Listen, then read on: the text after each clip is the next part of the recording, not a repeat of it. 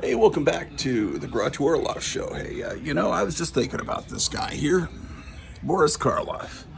You know, uh, his career was pretty much over by the 50s, and then all of a sudden there's a big resurgence in his career because his old movies from 20, 25 years before get put on television, this new medium, and discovered by little kids. And all of a sudden, he, as a guy in his 70s, is a star again, and people are making records that are big hits that are where they're imitating his voice, like Bobby Boris Pickett's Monster Mash. And there's a magazine on the stands, Famous Monsters of Filmland, a fan movie magazine that has pictures of him on the cover as some of the monsters he played.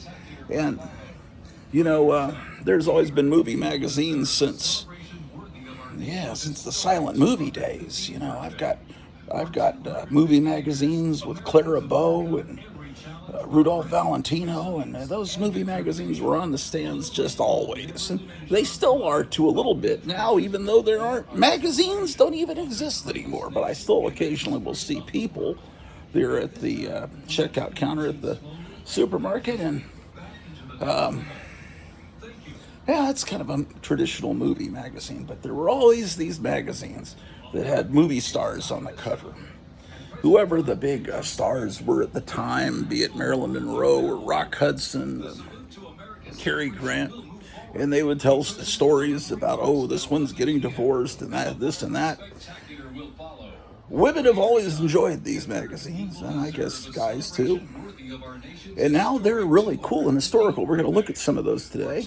And we're going to look at Famous Monsters, which is part of that tradition, except, Forrest J. Ackerman and James Warren had the idea, let's do a traditional movie fan magazine, but have it about the actors that played monsters. And Forrest J. Ackerman was able to make Lon Chaney and Boris Karloff and Bela Lugosi and Jack Pierce household names for the kids of the baby boom generation. And so that's a pretty cool thing. So we'll look at those magazines. We're also, there's all kinds of stuff we can look at here, including this stack of magazines I haven't looked at for. I didn't buy them. I was given them free because I bought something for $1, and then I was told, if you buy anything, I'll just give you this stack of magazines for free. And I said, well, I can't refuse that. So I got these magazines, and you might think it's crazy that I got a whole stack of the Homiletic Review. And you ask me, Dr. Orloff, what is the Homiletic Review? I wouldn't have been able to tell you. Apparently it's a magazine for guys that run churches, preachers. So it's all about, let's look at these magazines. Yeah, all right. 1 second. Anyway, so I'd like to show you these amazing magazines. Oh, my glasses. I haven't really looked at them yet. I looked at one or two of them. I showed one on an episode of this program, and you may have seen it, but let's take a look. Maybe I'll put them in chronological order while I do it. What's so interesting about this? Well, because it's from July 1891, and I don't know that I have any. Do I have any magazines this old? I might, but not many. It's an international monthly magazine of religious thought, sermonic literature, and discussion of practical issues. Okay, and they use volumes, so this is volume 22, number 1. And an ad on the back for the Schaff Herzog Encyclopedia. There's weird little things that have been forgotten, like encyclopedia used to be spelled with an A and an E together, and I don't even remember ever studying that in school, but I've seen it before. It's just like Halloween until, I don't know when it happened. I'll have to ask Google or Siri or something, like all modern people do. When did Halloween stop having the apostrophe between the two E's?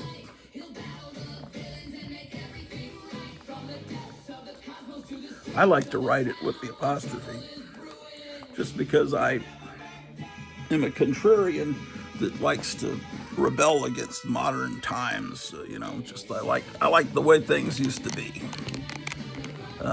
which is all what my magazine, The Sophisticate, was about back in the old days. Although it covered new music and stuff like and new movies, it was mainly about how much better things used to be. This is published by Funkin' Wagnalls.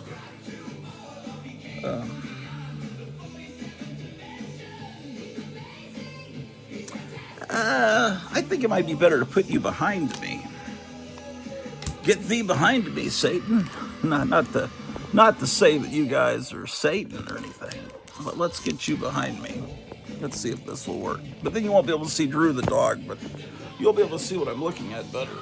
I tried this the other night and it kind of worked. I don't know. Is this gonna work? Should you be up a little taller? Okay, this electrical cord goes behind me. Get thee behind me, cord. Satanic cord. Okay. Now you can see what I'm looking at. You're getting a preview also of some of the music that will play on the next Grottu Orloff radio show.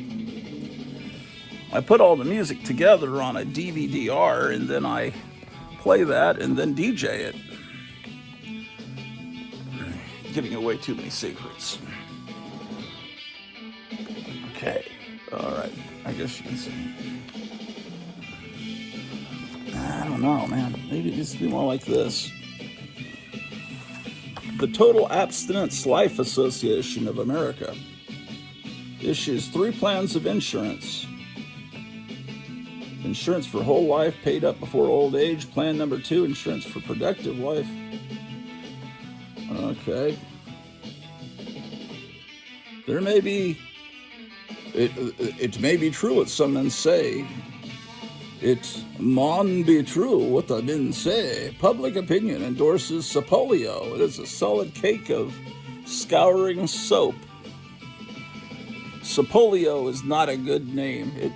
It sounds too much like something Dr. Fauci would be cooking up in his off hours. For many years, Sapolio has stood as the finest and best article of this kind in the world. It knows no equal, and although it costs a trifle more, its durability makes it outlast 2 cakes of cheap makes.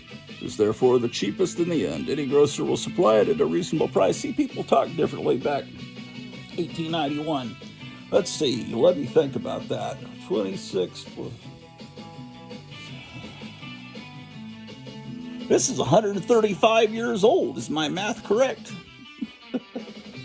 And so, people say, we don't like this, the trailer for this new Christopher Nolan Odyssey movie because they talk like people do today. It's Spider-Man's in the movie. The British actor that plays Spider-Man, I can't think of his name, but he's good as Spider-Man. But and the one that plays Mary Jane or MJ is in it too, playing the goddess Athena, I think, which is silly. But anyway, Spider-Man is in this trailer saying, "My dad will come back," or "My daddy will come back." I'm sure they didn't. Well, obviously, they didn't speak in English in ancient Greece, but just something about the word "daddy" or "dad" has. It sounds like Leave It to Beaver. It doesn't sound like ancient. Doesn't sound like Homer. It's all right. How about this ad? Doom Eternal. The Bible and Church Doctrine of Everlasting Punishment by Reverend J.B. Remenslider, D.D. It's apparently a whole sermon or speech that you can buy, I guess. I guess so. How do these books survive this amount of time? Now that, I've seen Webster's dictionaries that have that symbol on the cover. But overall, I'm not sure why I should have said, never mind, I don't want that. Now I've got this pile of, it's just But some of it's pretty cool. I mean, look at this ad on the back here. 10 pounds in 2 weeks. Think of it. As a flesh producer, there could be no question but that Scott's emulsion or pure cod liver oil and hypophysites of lime and soda is without a rival. Many have gained a pound a day by the use of it. It cures consumption. Oh, you're trying to gain weight. You're not trying to lose weight. Scrofula, bronchitis, coughs, and colds, and all forms of wasting diseases. As palatable as milk. Be sure you get the genuine, as there are poor imitations. It was harder to gain weight, I guess, back then. There was no McDonald's or Taco Bell, because I just would have put a Taco Bell ad here. If you want to gain weight, come on down. As a flesh producer, that's what I should call myself when people ask me what I do for a living. I'm a flesh producer. In other words, I get fatter every day. Well, I'm trying to lose weight, actually, right now. It's interesting. Anyway, my whole point in getting off on the diversion about the Odyssey, which everyone on the internet is talking about, is that the language changes just in 135 years, much less. This is May of 1891. I'll just put them in order by, this is 2 months earlier. Anyway, I'll just look for cool ads. There's no Budweiser ads or anything in here. There's not going to be.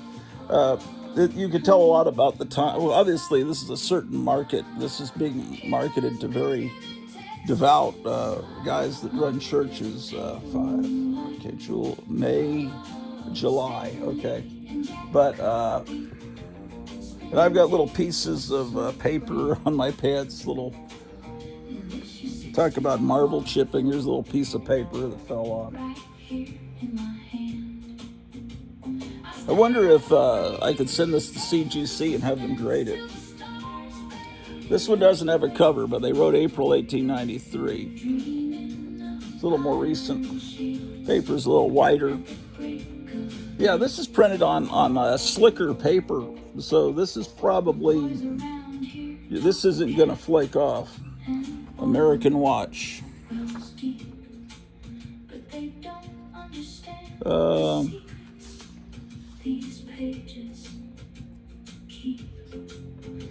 Reading the Bible with relish.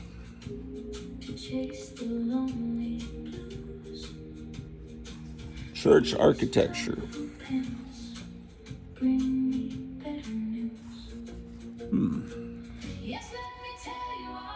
This is hardcore reading, man. The Gospel of Peter. Gospel of Peter has long been known by name to students of patristic literature. Eusebius ranks it with the Acts of Peter, the preaching of Peter, and the Apocalypse of Peter as spurious. Wow. April 1893. Okay. Well, this cover's a little bit more friendly looking. Got angels there at the bottom. Oh, man.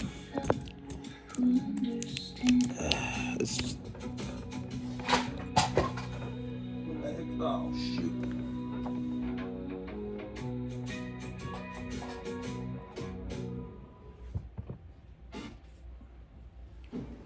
Just a moment, ladies and gentlemen. Where did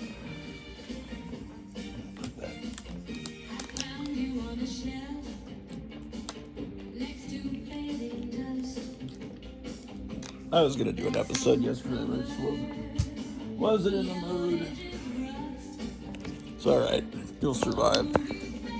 An international monthly magazine of religious thought, sermonic literature, and discussion of practical issues. Editors are I.K. Funk, D.D., and Reverend Newell Woolsey Wells. Funk and Wagnall's company. So when Funk and Wagnall's, I remember those encyclopedias. Funk one of the founders of that encyclopedia was one of the editors of this magazine.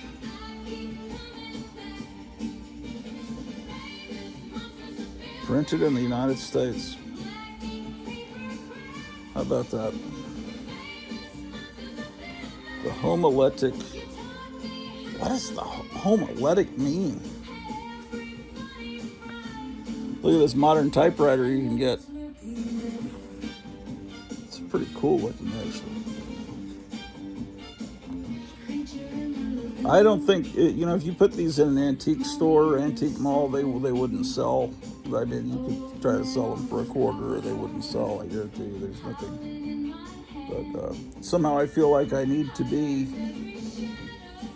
the archivist, the guy that preserves the past.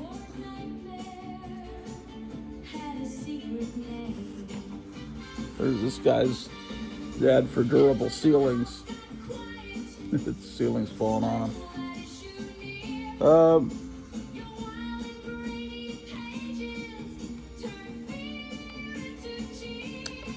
So this is 1893, so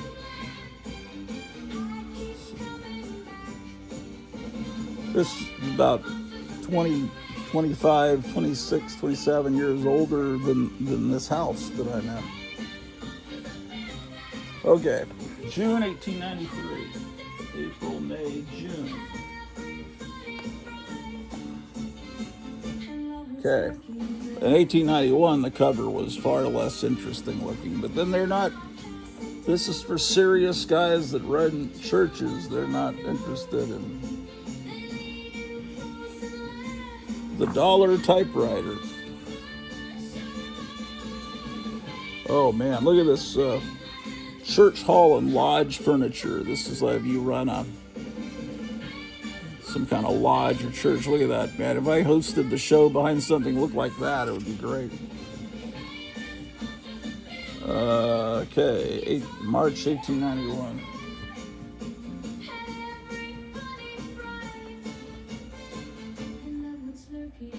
This is just the back cover of an issue, it looks like. This has come off. There's that Sapolio ad.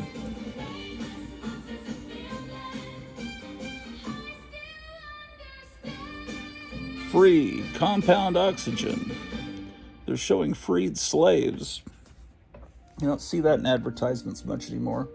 Free music in that word. Vim, gladness. It had melody when Lincoln uttered it. It is a symphony when science speaks it.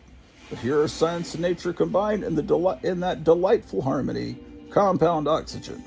Compound oxygen is a concentration of Of ozone. It is charged with electricity. You inhale it. At once a glow of revitalization pervades the entire system. Disused air cells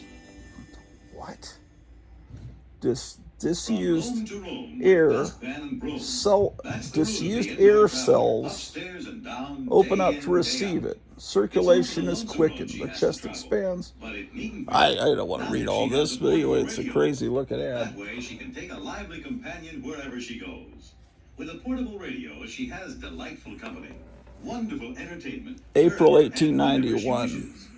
Even the smallest sets are powerful and have excellent tonal qualities. They're light and easy to carry, these modern transistor radios. But they carry a world of pleasure. Music, dogs and cats, and a thorough coverage of the news. Insanity. So why not take advantage of the happiest development of our electronic age?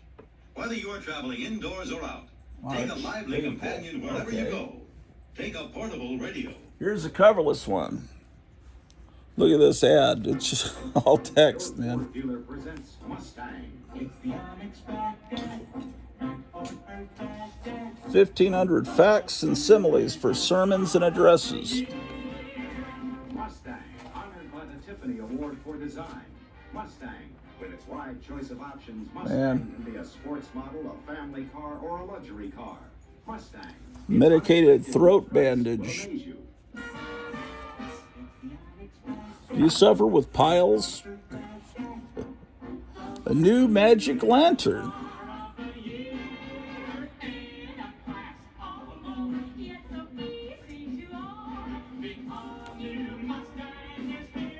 A magic lantern that's not referring to what Green Lantern had. Oh, I've got a lot more paper on my lap now. It was like a slide projector, basically. I should start using that old terminology, but now a slide projector is something people don't even know what that is.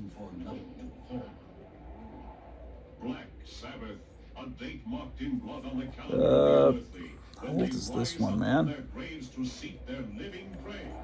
Come closer, please. I've something to tell you. Um, Story of the murderers, vampires, who live only on the blood of those they love. unless this is a lot older, they're selling Uncle Tom's Cabin here. The book that this book is pretty much what started the Civil War. The publication of this book by Harriet Beecher Stowe is what got a lot of people aware of what was going on with slavery and caused them to get up and up in arms about it, literally. And that's as the most spectacular motion picture of this. But if this is 1890s, this is a good 30 years after the Civil War. The fall of the Roman Empire. Lots of ads for Sapolio, man. Led by the swords of barbarians, burnt by the fires of passion, toppled by the evil of I don't see any date on this one.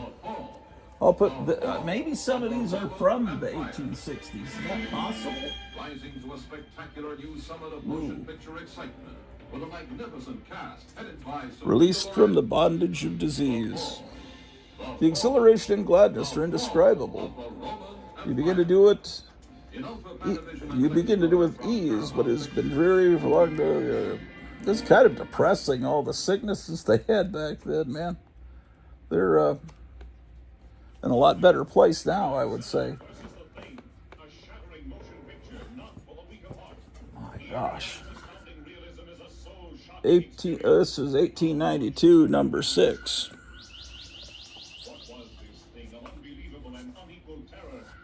Total abstainers. Are you aware that a discrimination is made against you?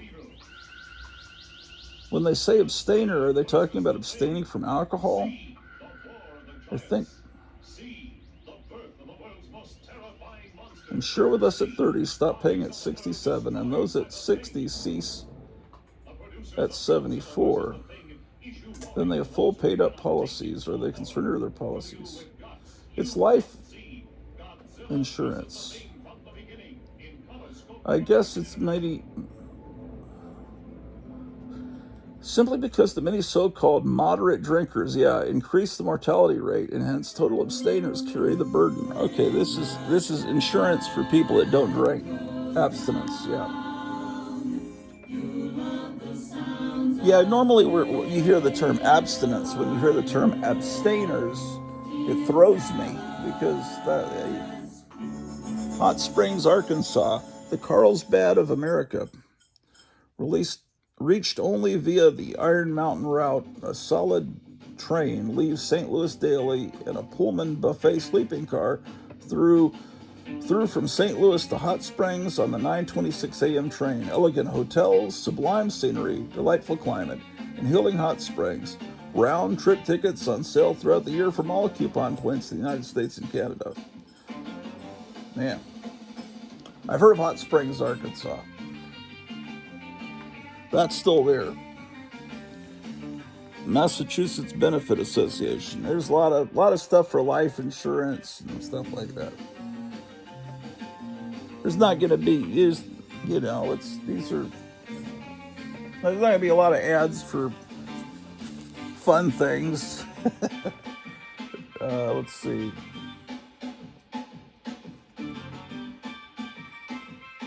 Typewriters and life insurance. This one goes here.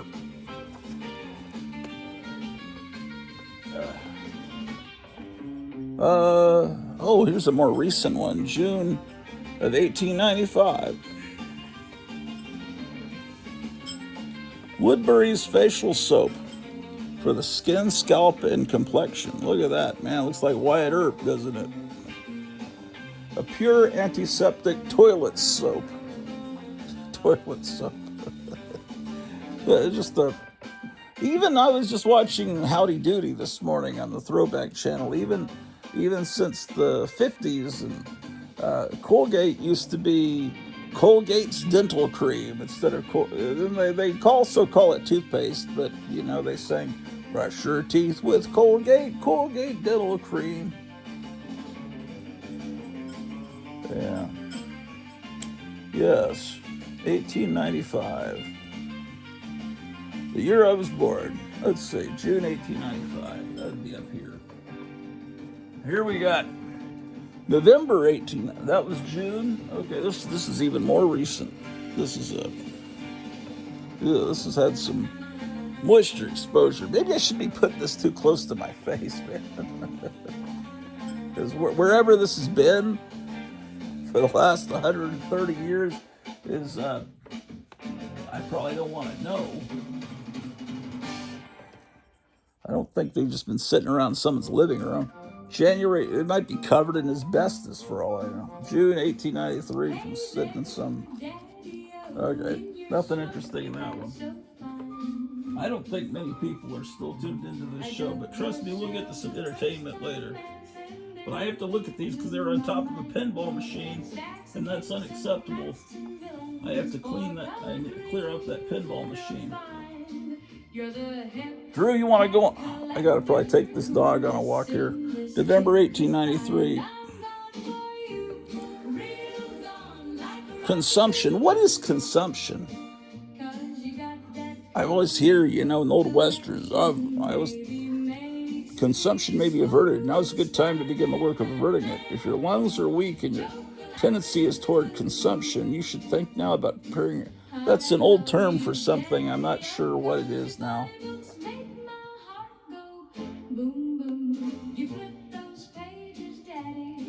Lots of ads for soap, life insurance. Oh, here's a printer. Look how you could print your zines back then. Every minister in Sunday school, I guess that's superintendent, should have the Simplex printer. 100 copies of any. The cat is now up here. You see her tail there? It's a cat tail. November 1893. January 1893. June 1893. All right, cool. What is this issue? July 1893.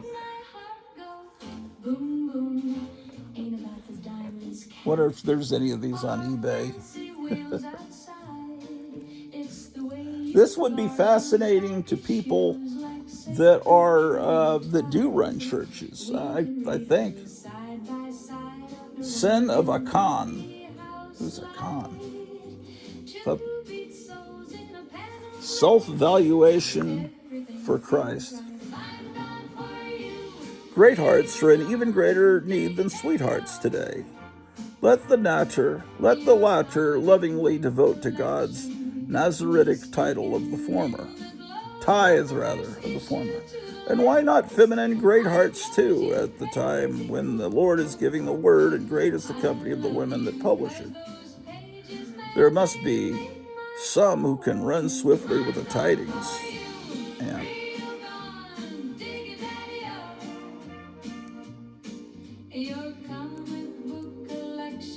people were a lot smarter back then. Also, I noticed today is spelled T-O-D-A-Y. That's interesting.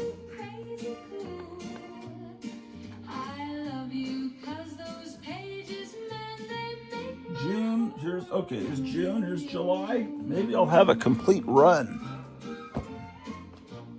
Oh man, this is a key issue. I saw this on the Key Collector app, March 1893. I definitely got to get this one sent off to CGC.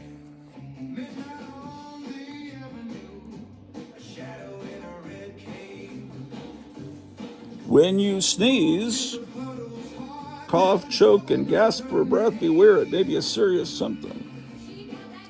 That's basically cough drops.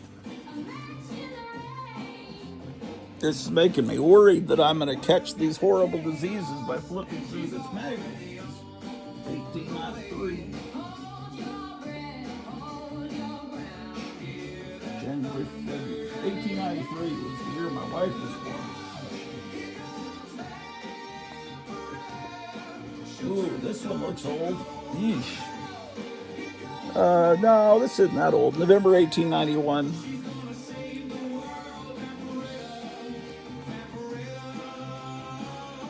Yeah. If you think these look bad, you should see what the publisher looks like now.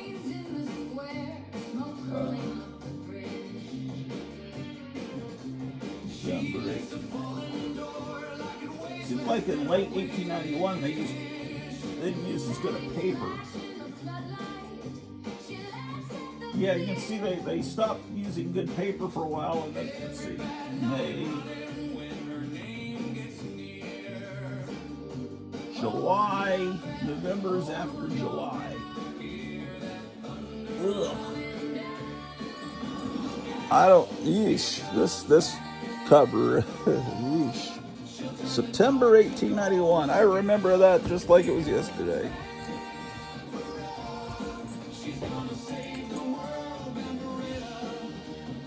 Yeah, whatever. And two more. July 1892. Where am I going to put these frickin' things, man? Why do I own them? What is wrong with me? July 1892.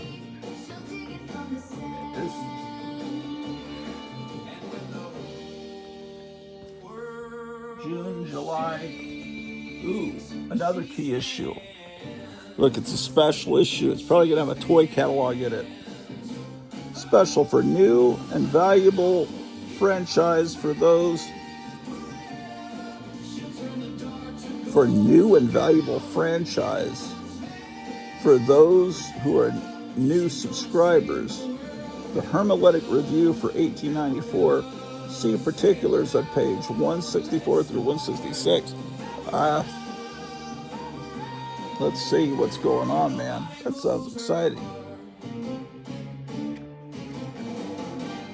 164. There is no page 164. They're tricking us because see, here's 177, and then it's 576 here. I don't understand. Maybe that was a trick. There's that ad for the soap for Wyatt Earp.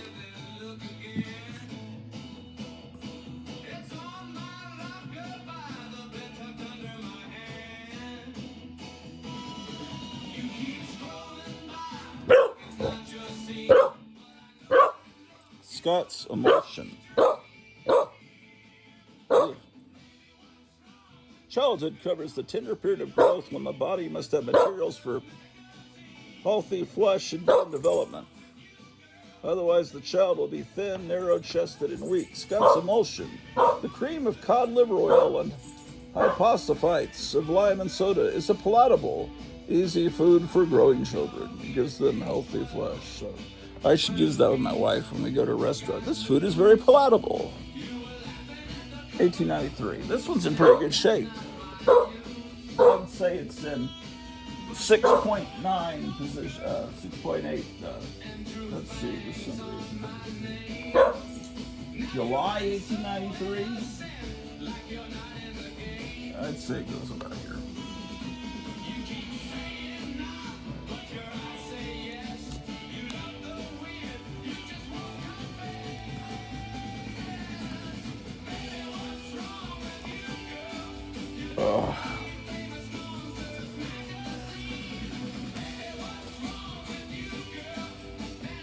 All right, I'll take this stuff off. Oh, I got stuff all over me, man. It's horrible. I'm gonna get back to it.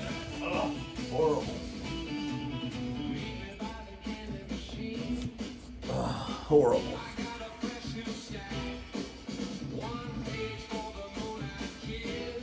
Drew, you want to go on a walk?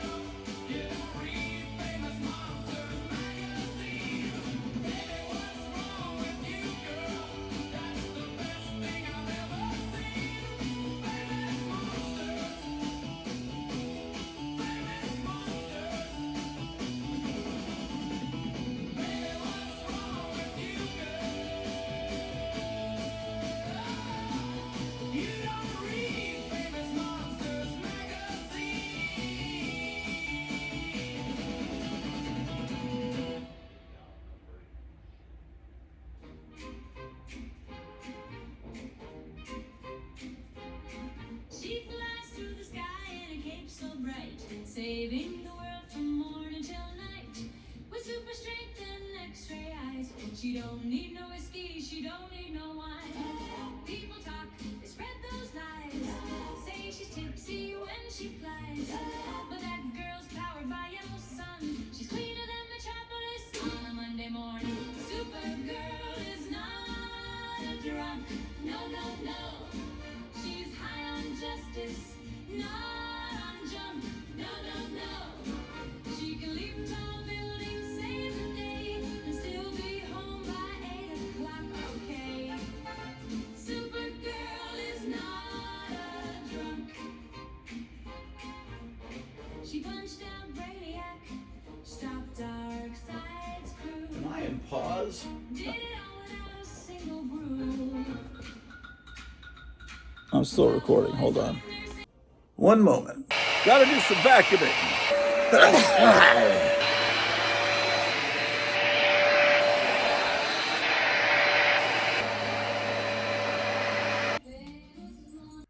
We still recording? You know, the 1890s were really still that was still the Old West, really. I think the movie The Wild Bunch took place in the 1890s, right at the end of that. All the, people like Wyatt Earp were still alive then, Drew, let's go on a walk. Had to do some quick vacuuming, sorry. And every so often I have to hit.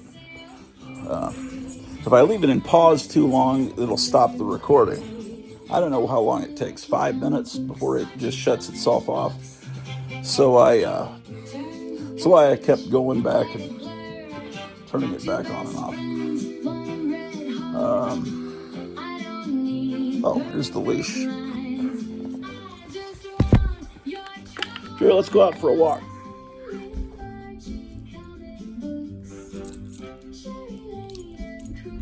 Come on, Drew. Let's go. Let's go, man. We're going, man. Come on, Drew. We're going outside. Drew, outside. Yesterday we get this box from Amazon. Do you want to walk or not, Drew? Now she's gotten it. And it's like a bunch of toiletries, things like that, from Amazon, the evil organization. And I opened the package for my wife, and there's something cool I think you'll like to see. She ordered 2 copies of this, one for myself and one for her. Something I didn't know that existed, but she found out about it. Let me sit back down and I'll show it to you. You might want to get one of these. And no, it's not the Hermeletic review. What are we, about 40 minutes in? I think the people that tuned out because I was showing religious literature from the 1890s are going to regret it, because now we're going to get into there's nothing wrong with religious literature. It's just that looked like it was a little tough to read, man. Honestly, I think it's a little... Okay, so, a coloring book. Vampira coloring book. Let's get you in better light. Now, of course, Vampira has passed away, but she's got there's a company that sells official Vampira merchandise. I don't know that she had any children. I don't think she did. But someone owns all of this. And I have no idea what she paid for this. It's from last year, 2025. Now, we talk about how the horror movies coming to television really helped some people's careers. You know, the guys that were still around. Bela Lugosi didn't make it to 57 when Shock Theater was released. But Bela Lugosi, you know, some of those guys were able to get a resurgence. Mainly Boris Karloff seemed to have benefited from it. Basil Rathbone, Peter Lorre got some movies out of it in the 60s. But Vampira was a horror host on television. Now, the horror host that well, she was a horror host in the early 50s, and that's before the Universal horror movies were released to TV in 57. She was off the air by maybe 54 or 55, but while she was on the air, she made a big splash. She was in Life magazine and Newsweek, because she was on the local station KABC in Los Angeles, and that's where the movie industry is. So she became well known. And anyway, she went to she was kind of this beatnik type, went to a costume party, dressed as the Charles Addams cartoon. Is there? Sounds like a missile alert outside. Maybe they're testing the local sirens. Well, anyway,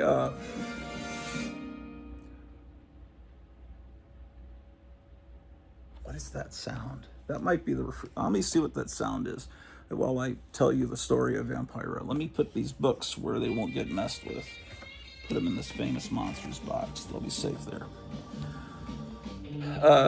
She dressed as the vampire-looking character that would later be called Morticia. She, you know, at that point in the early 50s, people knew that Charles Addams illustration, little cartoons in the New Yorker about the weird family, but that family was never given names until the TV show came along in 64. So she dressed as that character. And is there a siren outside? Stay back there, Ambrose. I'm opening the door. Yeah. Maybe the Ruskies are attacking. Or is it just the sound of I think it's just the feed mill across the street making that sound. Anyway. So, beautiful sky today. No chemtrails. It's like a postcard. So she goes to this costume party, and someone sees her, and they have this idea to have her host movies late at night on the local KABC, ABC affiliate in Los Angeles. No, that sounds like a siren.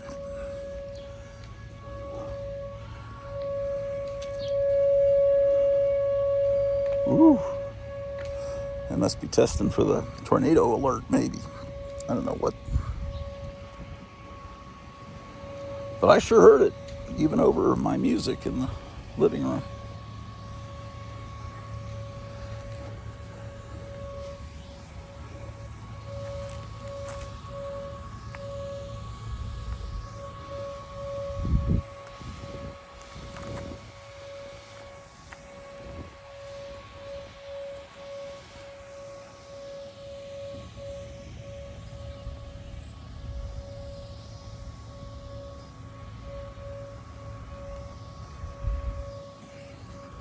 So she does this show. Ooh, there's a chemtrail. See that? Well, maybe that's the trail of the nuclear missile. How about that? Well, I guess that was a scheduled test. I thought they did them on Wednesdays. Maybe that's the way it used to be in Texas. I was used to them always happening on Wednesdays, once a month. But it's Tuesday.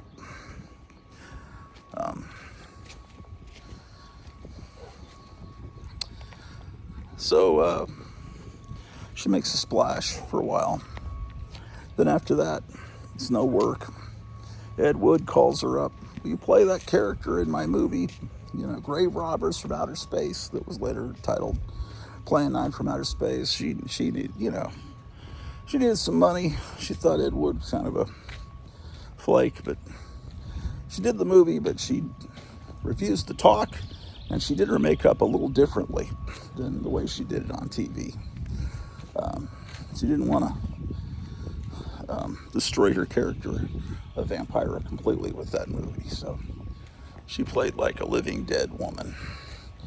And but that's how people mainly remember her, is from that movie, because there is hardly any footage left from the early 50s of her broadcast on KABC, because they were broadcast live. And there's a kinescope of the first maybe 3-4 minutes of one episode, and so you can see kind of the way the show was, but very, very little survived, unfortunately. Most of the horror hosts came about 4 or 5 years later, when the Shock Theater package was released to local theaters with all the Universal movies. That's when every city had a horror host. Zachary being probably the most famous out of New York, because the horror hosts that were in the bigger cities are the ones that got the most notice. So anyway, so Vampire is just I don't know what she was doing all those years, but no one brought Vampira back. Ironically, it seems like you want to bring her back when the Shock Theater thing hit, but then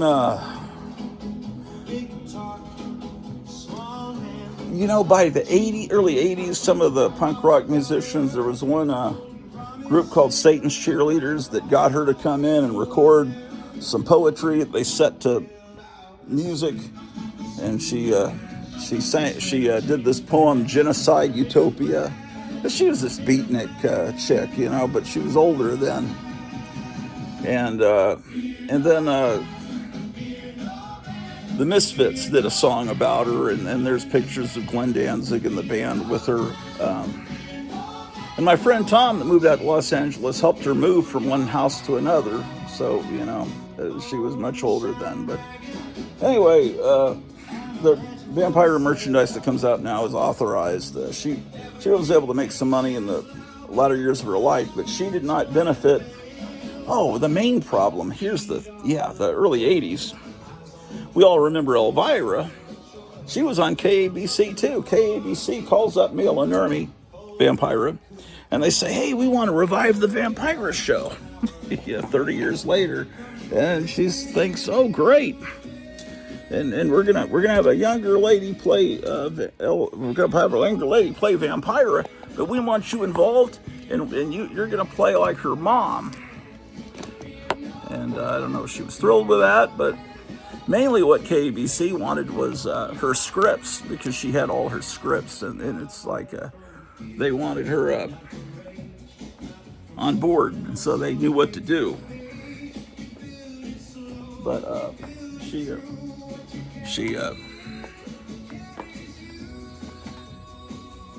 then she saw Cassandra Peterson and heard that she'd been a stripper and stuff, and she just thought she didn't like what they were doing, but she was gonna do it.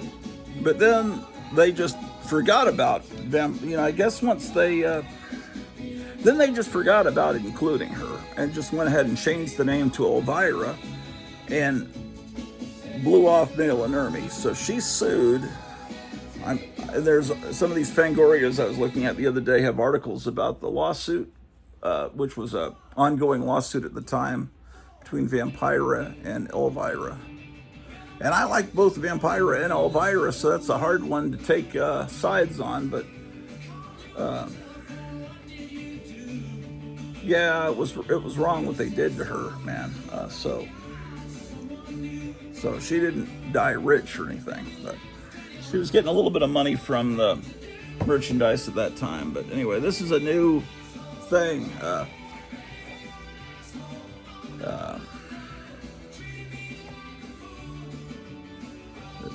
the Vampire coloring book. And we can look at some other coloring books, because I just happened, when I got this, I was upstairs looking at magazines, and I said, well, why don't I pull my coloring books, and then we can look at old time. In fact, I'm going to put this book into my coloring book box. That'll be a place to put it. A maze.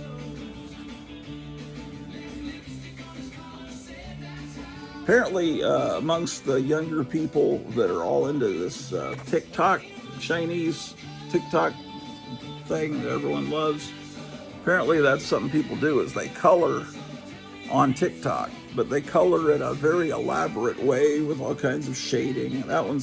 Some of these are traced right from photographs, and in fact, probably a lot of them are.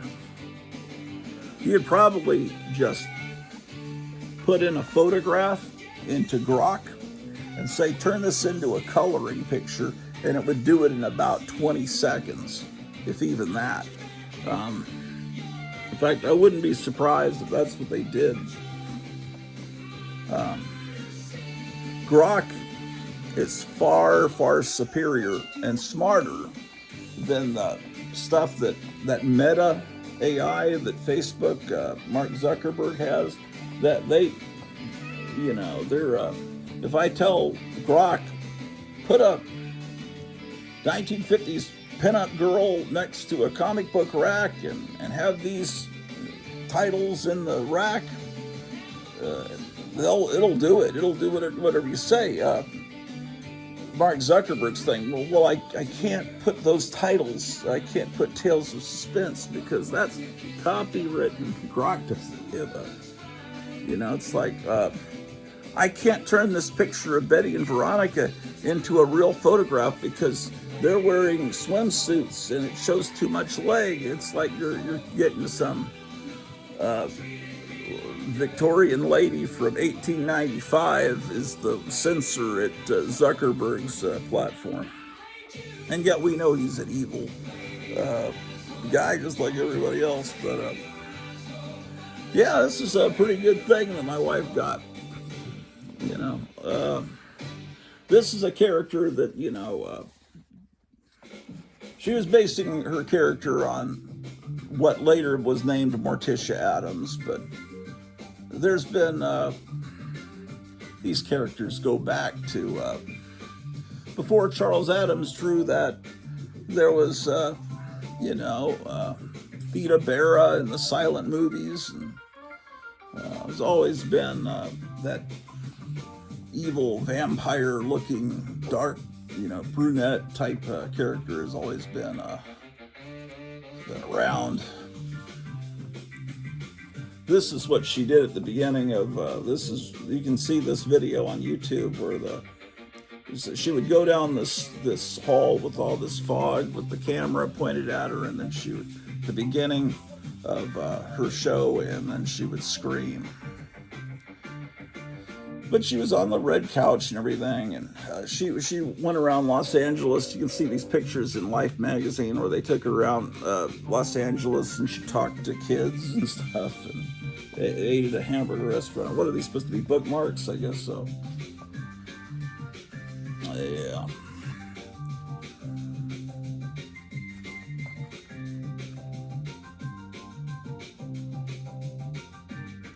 All right. Well, that's the Vampire coloring book. Where are my coloring books, man? Where did I put them? Yikes. That's, this cat, did you not get enough to eat? Oh, shoot, all the food's gone. They chowed down this morning. What is this, man, a buffet? All right, I'll get you some more food.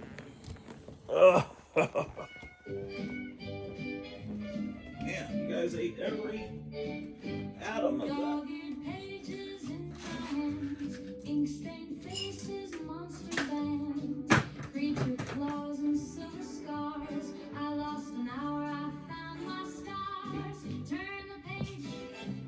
Here they are.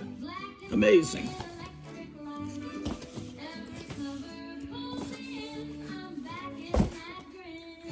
Okay.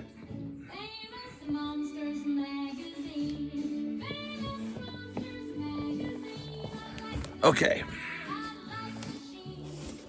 This is labeled coloring books, VHS catalogs, and movie mags, which is what I was wanting to look at a lot today, is movie magazines. I get nervous just touching my eye because I'm paranoid about the cataract surgery I had, because I know there's a bionic piece of plastic put in there in my eye. I don't want to, I'm scared of even touching my, I sure wouldn't want to even rub my eye, although they say it's fine. I just don't, man.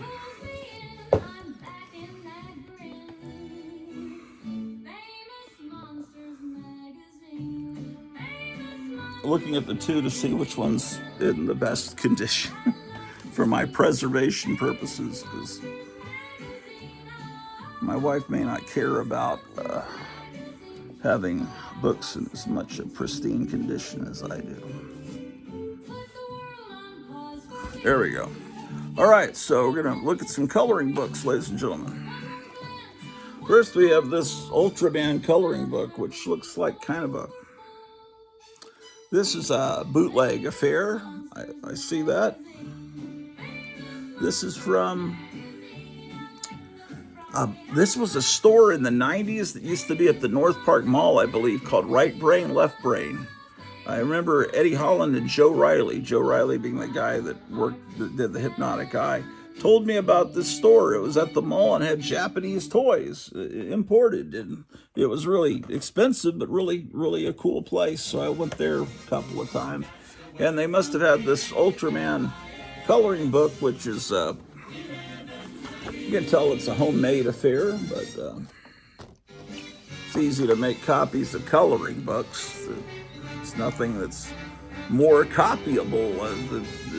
The copies are going to look pretty much just as good. I almost use that word perfect, but perfect is a word that everybody's using. My wife called customer support for Indonesia, Indian woman or something, says, oh, perfect. And it's because I thought maybe that was just a Midwest thing where a bunch of people are saying perfect all the time. That and literally. But no, they're saying that everywhere.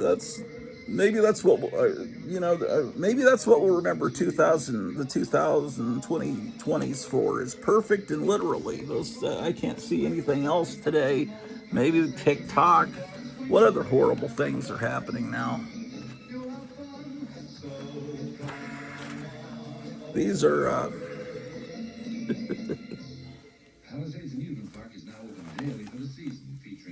these only two different colors, so it's, oh, it has all the different Ultraman.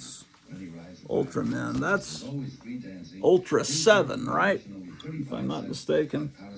They were, what the Japanese would do is they would, when a new season started, it wasn't just the same adventures of the hero that you like.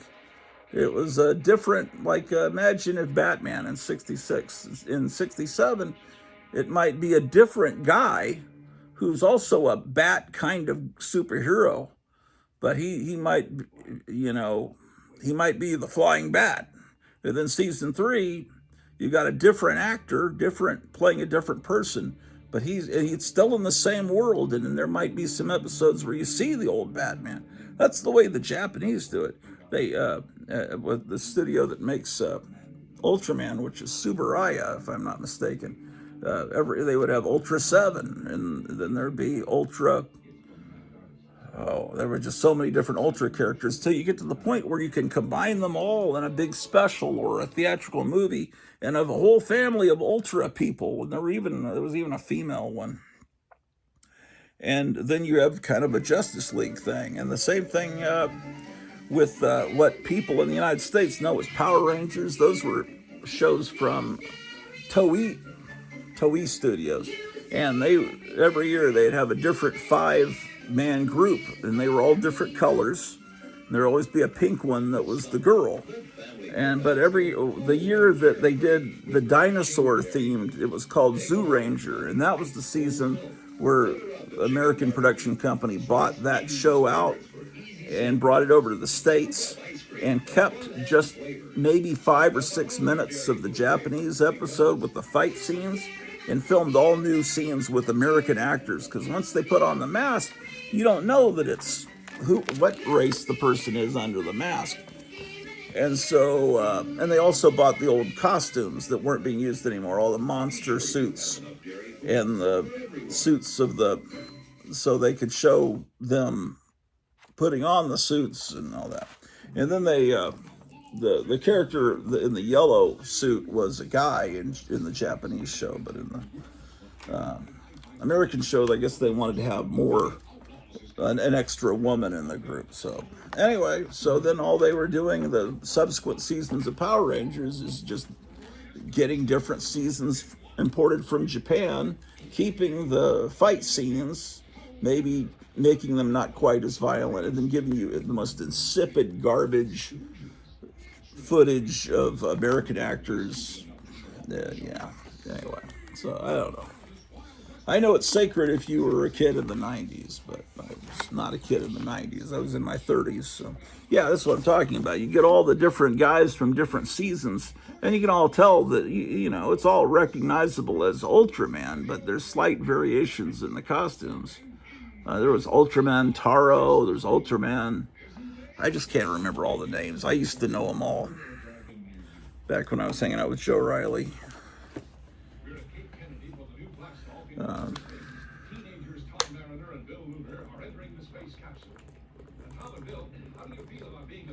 In the 1990s, I started hanging out with people that were really into Japanese culture and monsters and superheroes.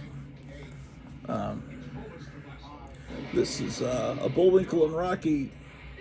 It's not old. It's probably, you know, you can tell it's not old if it's $3.95. This is probably from the 80s, maybe, but it's probably 1990. The illustrations are probably older, from the 60s, maybe.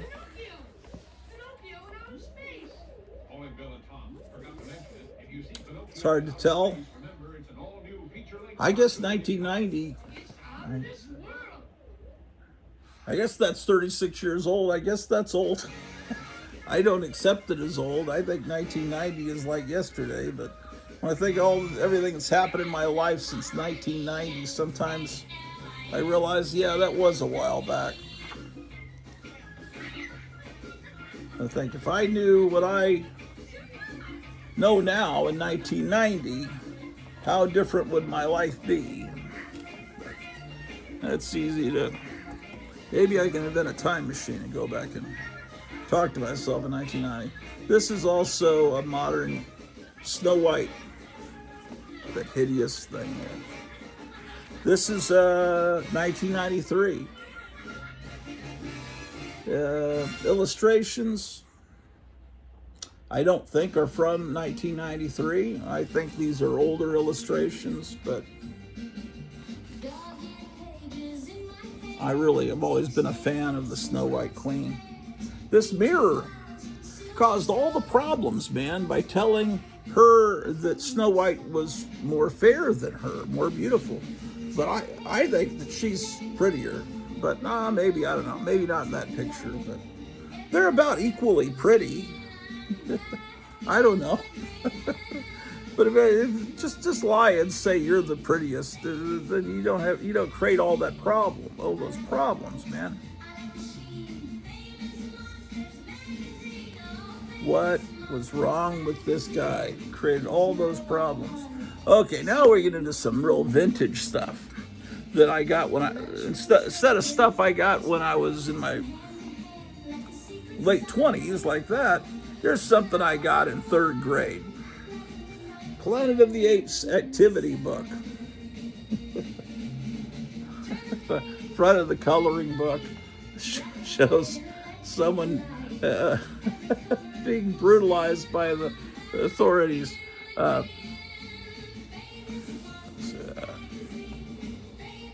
Yeah, you don't normally see that. It looks like what you see on the news on YouTube every day now, but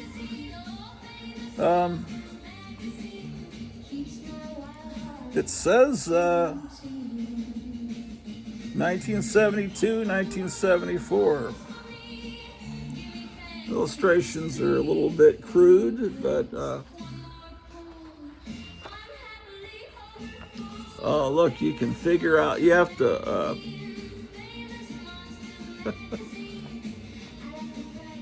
You have to unscramble these names.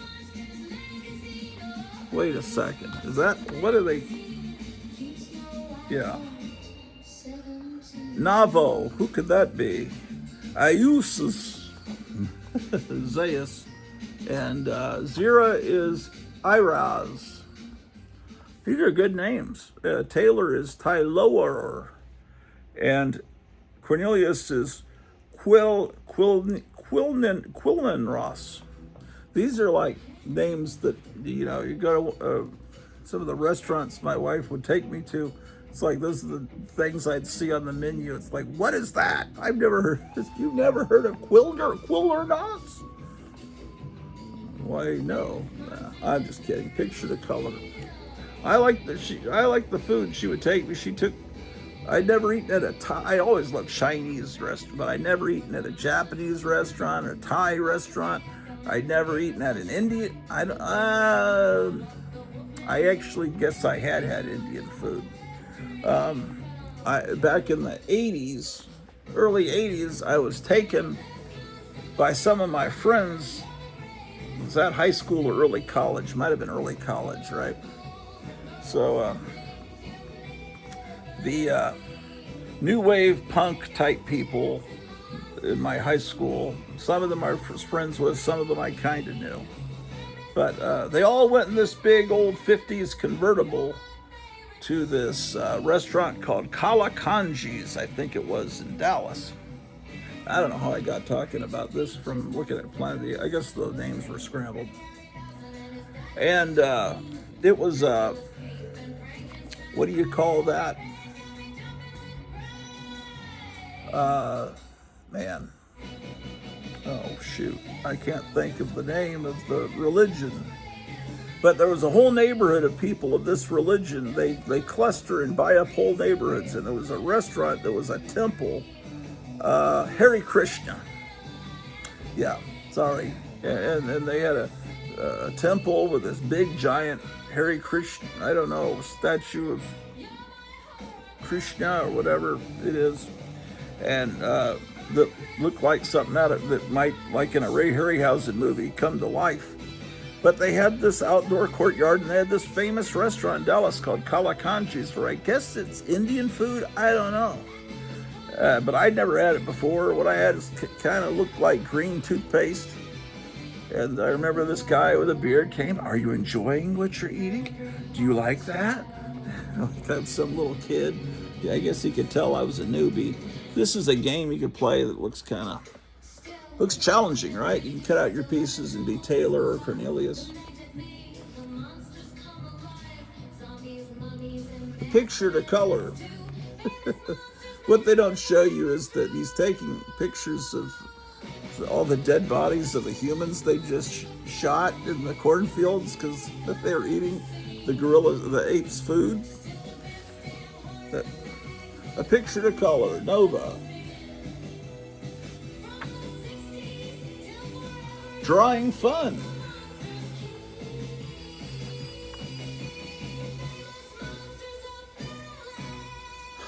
I never liked word searches, man. They were always giving you this busy work when you finished your work in elementary school.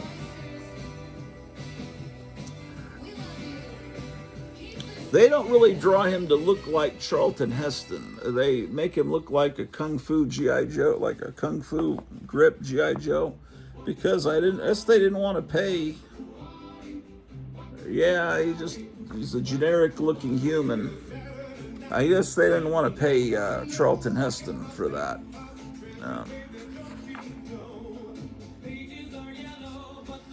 He looks like a real friendly guy.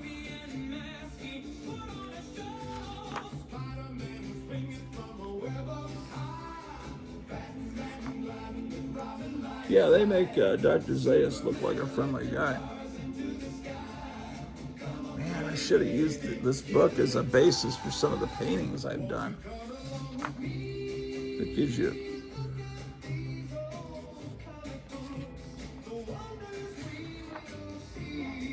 more bookmarks. Cornelius and Zira, and there's that ape language that they all wore on their little nameplates. I wonder what those were always on the the front of their bib-looking thing, and it's some foreign language, but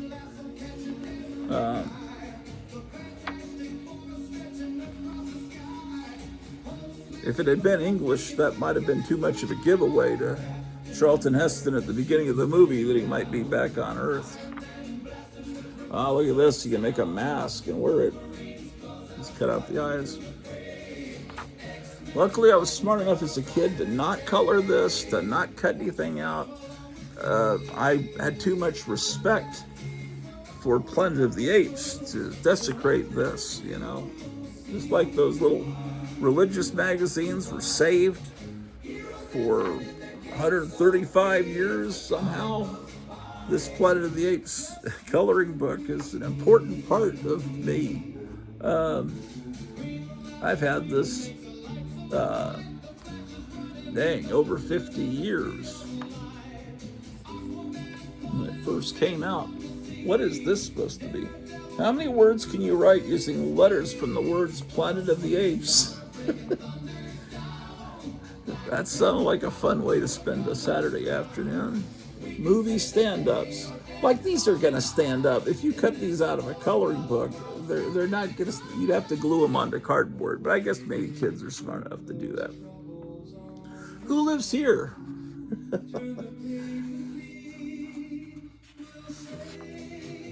Apes? I mean, I don't know that I would recognize that as Cornelius and Zira's house. Or...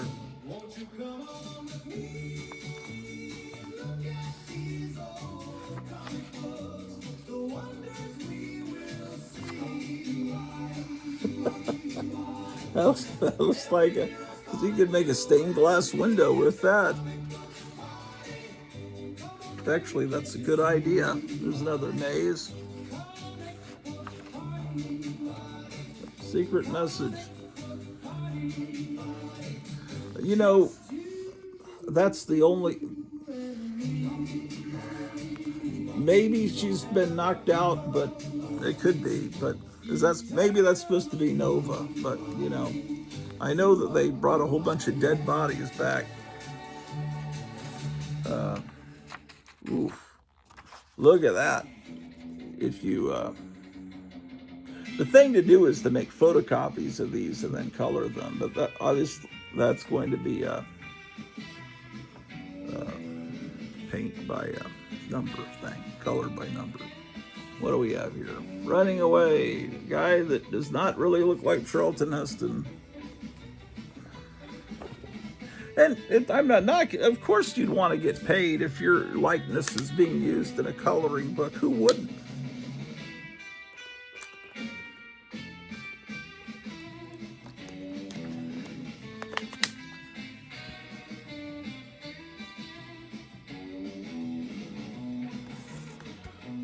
But wait, there's also the Planet of the Apes cut and color book. Covers are always fairly violent. That's good painting. Imagine if you had this original painting hanging above your couch.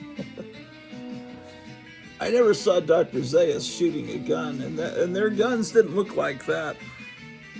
Their guns were more wood-based. The Planet of the Apes Mego figures came with M16s, as I recall. That were probably from the molds of guns that Action Jackson used. Action Jackson was the first. They rolled Action Jackson out with a big marketing campaign in 1972. I was living in Hampton, Virginia, and Mego pushed Action Jackson on kids with these little animated commercials, and they just played every station break during cartoons was Action Jackson is my name, bold adventure is my game. Oh, well, wow, this is kind of it. Think of what you want to be and call on me. And some kid was like, I want to be a fireman. I want to be a guy that digs up graves, whatever. And he'd come with these different, and it was a smaller figure than G.I. Joe, but his face was very I don't know if effeminate's the right word. It kind of it didn't look traditionally heroic. Like, he looked like Dr. Smith from Lost in Space. So just a horrible looking. I thought the commercials were cool, but I always thought the figure was lame. And then they also had a figure called Dawn that was like their Barbie, and she had a tree house. And then a few months later, they started making DC superheroes and then Marvel superheroes, and those are really cool. And then they started doing Planet of the Apes, and everything I was into as a kid, Mego just started doing it. Star Trek, man, they know everything I like. And then the Planet of the Apes, they took the treehouse from Dawn and remade it as the Planet of the Apes treehouse. Yeah, because anyway. And then I was just thinking the other night, all these Mego figures have come back and been remade in Walmarts over the last 4 or 5 years, and they've redone all these figures I love. I still have a lot of them from when I was a kid, but I haven't been able to get these new figures because I don't live near a Walmart. And I think back, have I been insane? They put out new figures just in the boxes, just like when I was a kid, and why have I not gotten these? I don't know if they're going to go up much on eBay, but I'd like to get those. I don't know. Look at this, man. 2-page spread. But what they did is they're really cool. It's also cheap, but see on the next page, it's just blank because they figure you're going to cut it out and they don't want you to ruin something on the other side. And they do the same thing here because you're supposed to cut these out. So they're selling you blank pages, but it's so that you can cut it out. So it's, we're being nice, giving you totally blank pages because it is cut and color book. I mean, they do tell you that's what you're supposed to do with it. I wonder how many survived without being cut and colored by the kids of my generation. Some of these are reprints from that other book. It's, in fact, that was in the other book too. That's not right. Every one of these books should be different. They shouldn't. They're supposed to cut these everyday household ape objects and then put them in Dr. Zaius's office. The same office where Taylor made a paper airplane. Now, how does this work? Why was a VCR something that I mowed lawns? I raised all this money I still have that first VCR. I could never throw that away. I worked so hard to mow lawns and wash and wax cars and everything to raise the money to get my first VCR, one of those top loading ones with the fake wood on the side, because I wanted to have my own movies, watch Planet of the Apes and everything. Because before then, this is how you would watch your movies. See, there's your Planet of the Apes movie theater with the little seats. The Grottu Orloff show makes Married American. And then you make these strips of paper, color them, and have them go through, and it tells you the story of Planet of the Apes, right? And then he kisses Nova, and I don't know. It looks like they have a happy ending where there's no sign of the Statue of Liberty. It's just... Oh, he's just pointing. And there she is, and he's pointing, and they go off into the beautiful sunset horizon. Instead of him going, "You maniacs! You blew it up! God damn it!" What the hell? Oh, wait. Here's another little strip you could use. This tells the beginning of the story where they land in the water. And oh, it does show the planet. It does show that. Okay, all right. It does show the Statue of Liberty. More Zira and Cornelius bookmarks.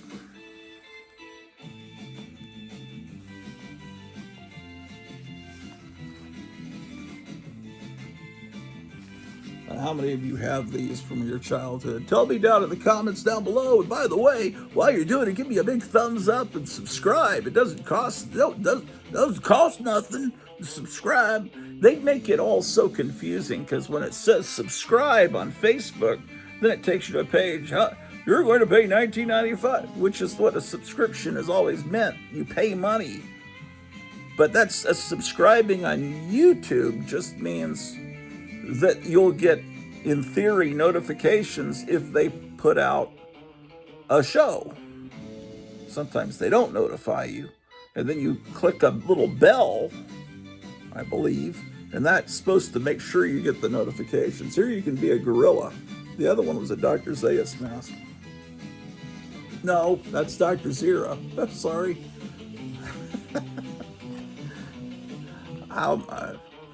And that's what your finished product will look like. Yeah, I need 25 subscribers, honestly, to get to 1,000 subscribers, because then I can take over the world. And it's been a long time. I remember 7 years ago, I had 35 subscribers. I thought I'd never get to 40. But now I'm dangerously close to 1,000, which is when you can actually do something, some cool stuff on YouTube, like go live for hours. And, oh my gosh.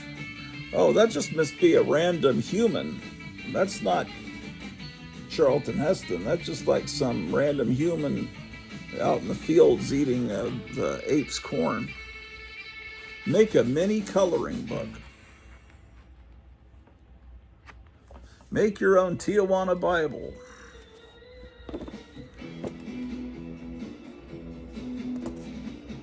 Okay. They're all here. This one's not a violent cover. They're all happy here with their statue of the lawgiver. I have a statue of the lawgiver. I don't know if you can see it over there. Can you see that lawgiver over there?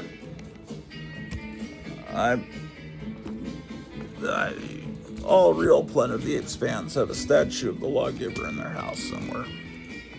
He was basically like their Moses. He was the chronicler, I guess, of the ape revolution. This one's just a coloring book, so they're not trying to get you to cut up pages in this. This is a traditional coloring book. Dated 72. But I just don't think this came out in 72. No, 74. See, in the fall of 1973, around September, beginning of my third grade year, the 73-74 school year, CBS ran Planet of the Apes on the Friday night movie. And then a couple weeks later, they ran Beneath, and then Escape and Conquest and Battle, all in order. And the little third, fourth grade, second grade kids of the 70s were enraptured by this. And before long, there were toys, coloring books. Planet of the Apes became huge. So I got a second lease on life. Got a TV series, didn't last long. A cartoon series, all kinds of stuff. Yeah, there's the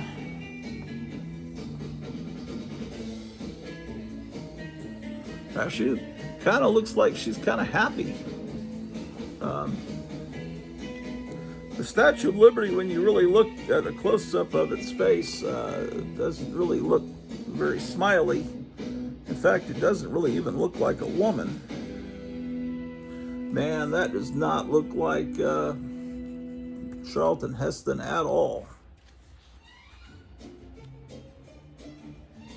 I'm going backwards to the book.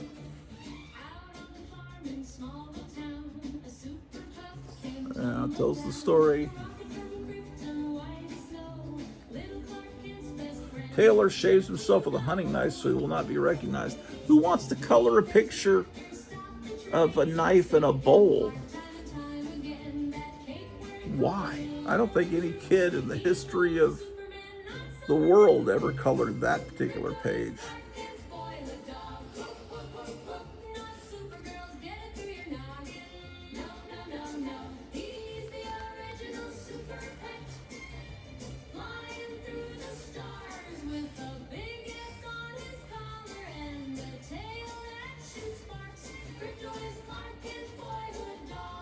Yeah, I don't remember. I guess I must have realized at the time that this guy looks more like G.I. Joe than Charlton Heston. But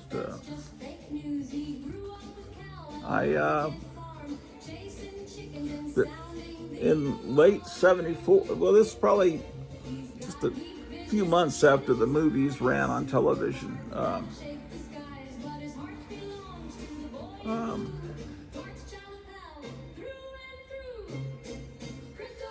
Look at her looking like Snow White or Sleeping Beauty there.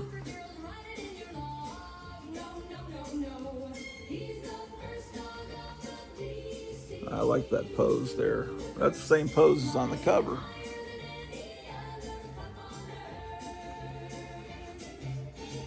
It's kind of like what the Queen of England would do, right? That kind of hand motion.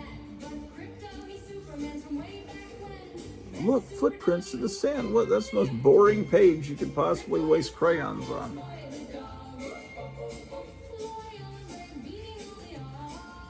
Getting their clothes stolen.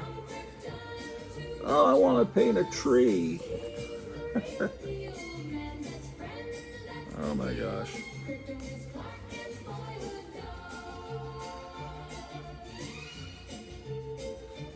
They don't.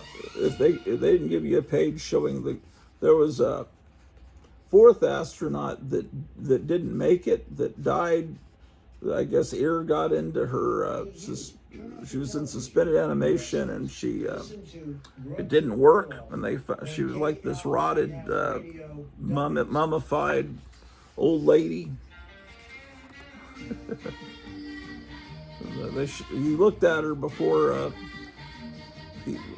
Charlton Heston put himself to sleep, and it was this pretty blonde, and then she's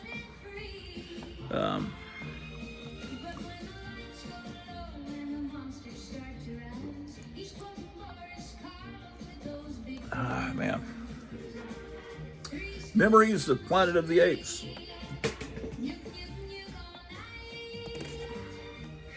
This is the last Planet of the Apes coloring book I have.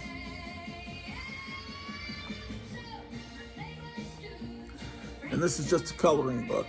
No cutting shenanigans. 49 cents is what this cost. When this came out, comic books were probably just going to 25 cents. So, I don't know. Yeah, 74. Yeah. So you could get, this would cost the price of 2 comic books. But I'm pretty sure this was bought for me by my mother. It seems like coloring books, things like that, my mother would buy. Comic books, I would buy with my own allowance. I'm not sure. I can't remember how this was purchased.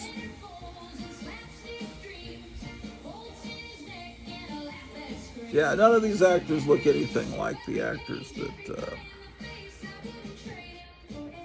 played them in the films, motion pictures.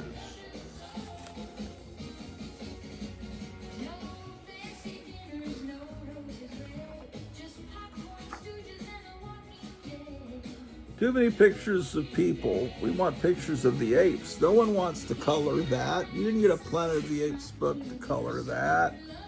Or a picture of a guy with no clothes on because they were stolen by other people. I could tell you the pages that kids would want to color. You know, primitive humans eating corn.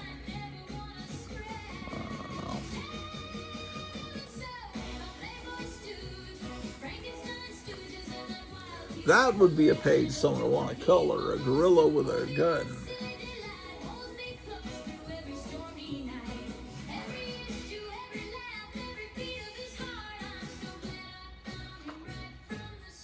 There he is flying the paper airplane. They made a coloring page of that. That's why it didn't look like Zira. Zira had the curl in her hair. That just looked like a gorilla to me. There's a different coloring page of the fire hose scene.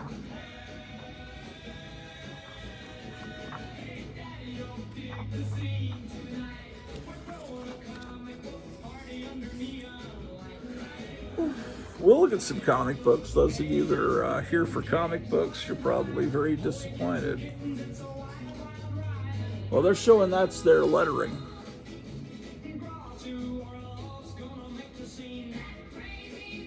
I don't know, man. I don't accept it.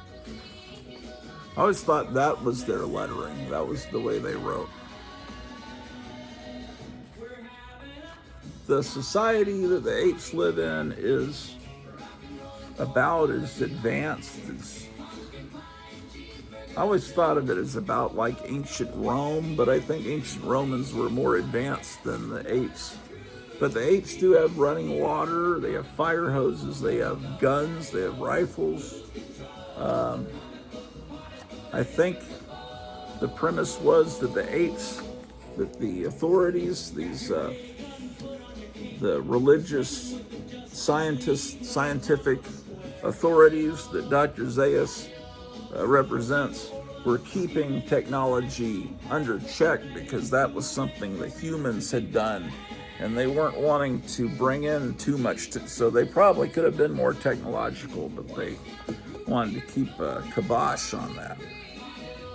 Here's the Universal Studios Monsters thing. But this is not vintage. This is going to be 90s when they used this logo. I don't know if there were Monsters 60s coloring books. I just don't know. This is from 1991. I think that in 1991 I went to some store like McFrugal's or something, and that might have been when I got a lot of these, because I seem to have a bunch from the 90s. Yeah, that's kind of neat.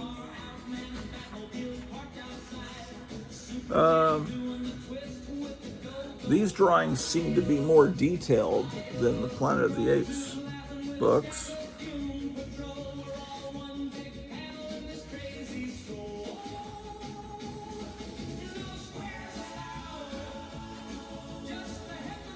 So and then we move into the Bride of Frankenstein.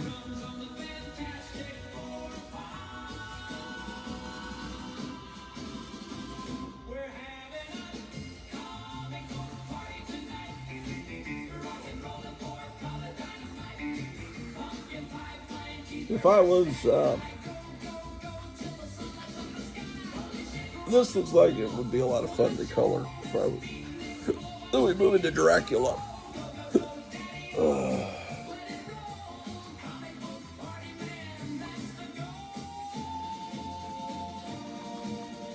I don't know if you want to, look at every single page here.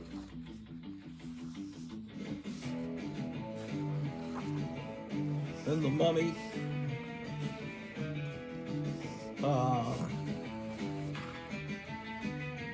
That's pretty cool. I like that she kind of looks like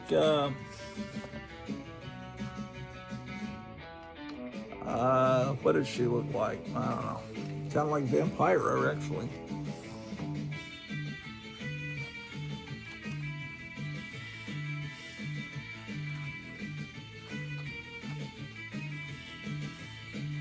This is from the Golden Book Company, it says. Okay, it's the Wolfman.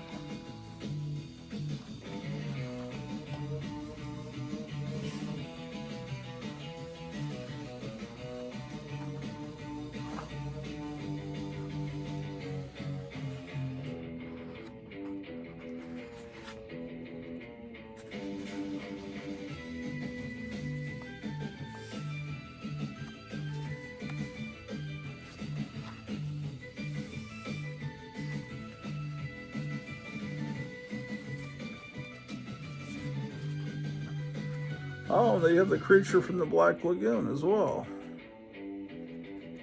Man, did any coloring book cover this many movies before?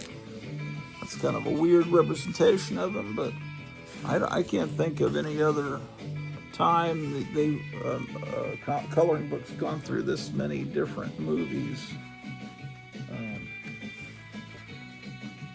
Those coloring books for Planet of the Apes were all sticking to the first Planet of the Apes movie. There weren't any pages of the mutants or the...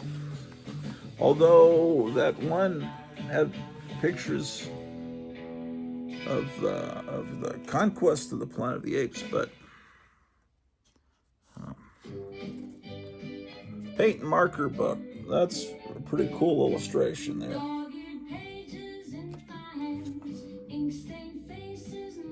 It's the same. It's on slick paper, and I guess it came with paints, the paint sets that but it's the same illustrations. Enjoy using paints or markers to finish fun pictures. You can use crayons or colored pencils too. Ah, shit.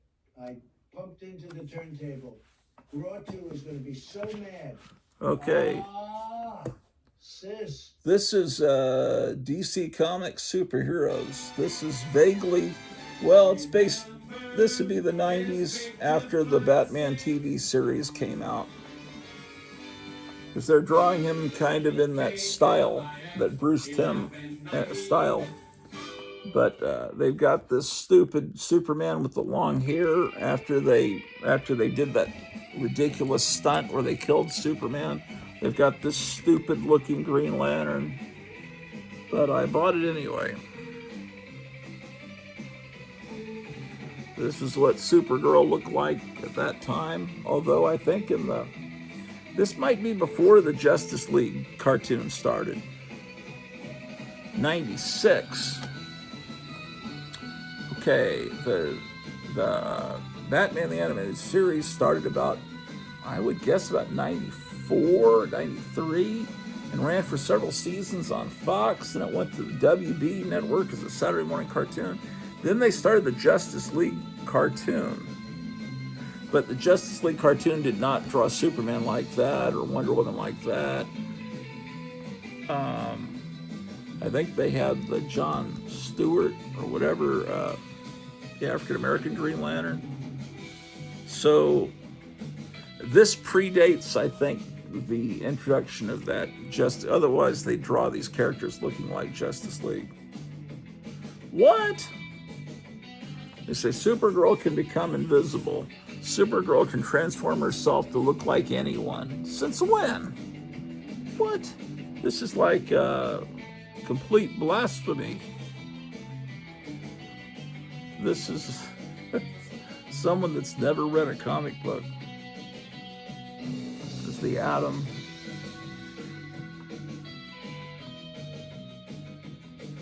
That's an okay illustration there, I guess.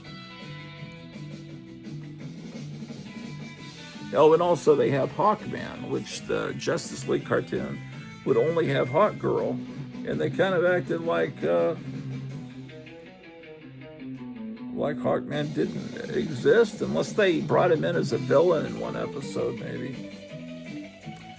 And here they've got Aquaman with the beard and the one missing a hand. That all that came into comics after I stopped caring. I maybe you guys love that stuff as Plastic Man. But all the stuff after the Crisis on Infinite Earths, I consider it to be non-canon. In my mind, it doesn't even exist. I mean, a Green Lantern that looks like that. Ugh. Maybe those comics are great. But you know, this was the 90s, and comics were terrible then. I mean, that one illustration there is far superior to anything that was actually happening in the Superman title, I think, in that time period. You know why I bought this? I can see now. Because the Wonder Woman illustrations were pretty good. Okay, because I'm trying to rationalize with myself why I bought this, and it's like, that's a pretty good illustration out there. I just don't like seeing Superman with this hair. It's just disturbing to me. But Wonder Woman, I bought this book because I opened it. I have to do like a post-mortem analysis. I have to figure in 1996, at age 31, why did I buy this? And I can now see why.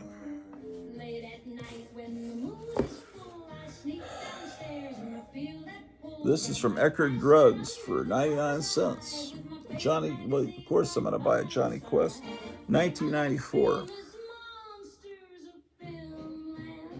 Great. I don't know if these illustrations were done in the 60s, but they're really good in this one.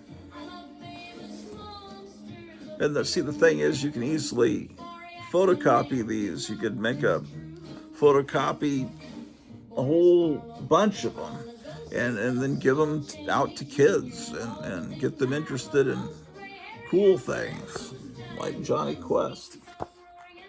I was watching an episode of Johnny Quest the other day on MeTV Tunes. There's just nothing like that, man. It's, I guess it would have gone on longer, but ABC television didn't want to pay for it was just too expensive to produce, because unlike most Hanna-Barbera cartoons, it was done with a lot of care. It was based on Jack Armstrong, the All-American Boy, a radio show from the 40s that the guys at Hanna-Barbera were older guys, and they wanted to do a Jack Armstrong cartoon. And the guys at Hanna-Barbera and then the guys over at Filmation, they wanted to do a Flash Gordon, a Tarzan. They wanted to do the characters they loved as kids and bring them back, and they reintroduce them to younger kids, Lone Ranger, and then they would bring back the older characters. And that's a particularly good, that could be turned into a painting, very easily. Anyway, so that's it. Here's actually the first vintage, because I don't know if I would consider the ones that were from when I was a kid. I guess that's vintage. I guess I don't like to consider stuff from my lifetime vintage. But 49 cents, that is pretty cheap compared to, today's money. But here we've got something that was 10 cents. And it's So High coloring book. From the Linus the Lionhearted show. And authorized edition based on a character from the CBS TV show Linus the Lionhearted. All the characters in the cartoon Linus the Lionhearted had their own cereal from General Mills. I forget if he was Rice Crinkles, he was Alphabets, he was the postman, because there were letters in alphabets, so they got a mailman to be on the front of the cereal box.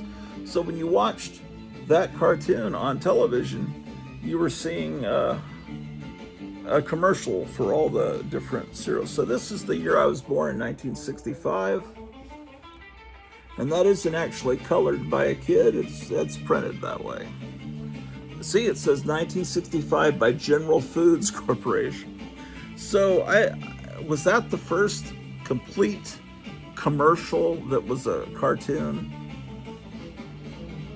I don't know. Might be.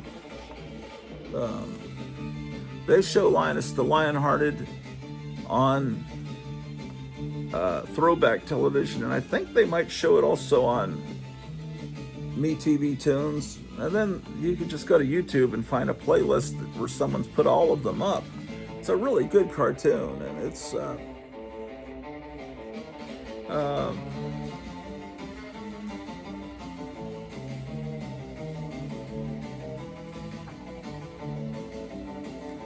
anyway, no kid ever colored this particular book.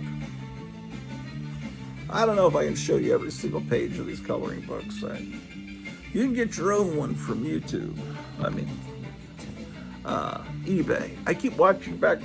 I watch back parts of my old shows, and I realize I keep saying the wrong names and things.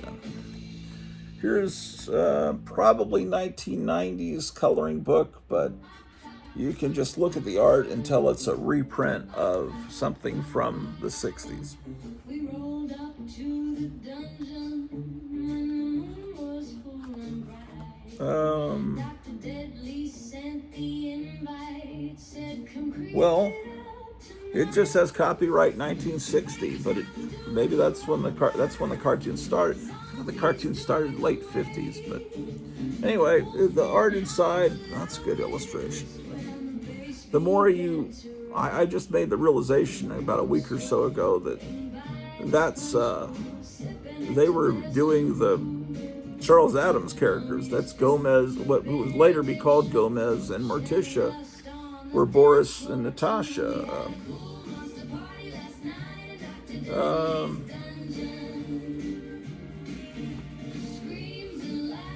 I would say this is, I probably bought this in the 1990s or late 80s, but it's, I'd say this is reprinted 100% from a vintage coloring book. It's just, you can just tell. Illustrations are superior.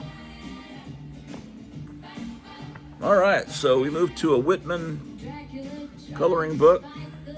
39 cents, but there's a price tag. It's been marked down to 24 cents. Walt Disney's Disneyland.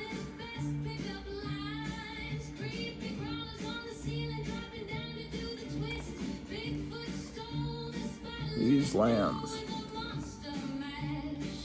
Disneyland will never be completed. It will continue to grow as long as there is imagination left in the world.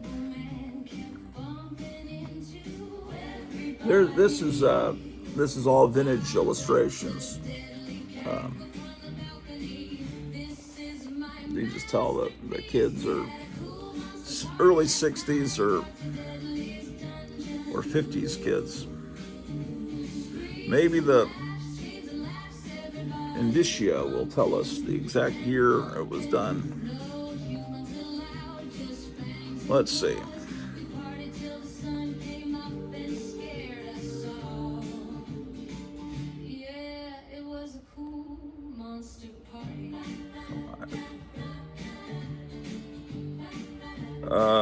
MCMLXV. Why do you have to use Roman numerals? LXV, LXI.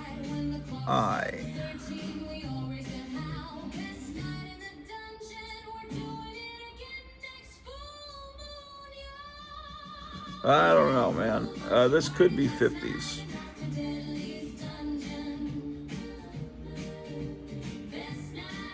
There's no way this was drawn after like 1964. Okay, this brings us to from Rand McNally, 39 cents. It's The Adventures of Flash Gordon.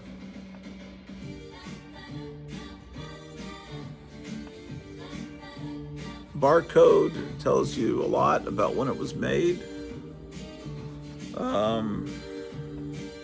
1979. It's been nicely colored by someone. This would be based on the animated cartoon that came out a year before the movie came out in 1980. So the kids had a little bit of knowledge of who Flash Gordon was.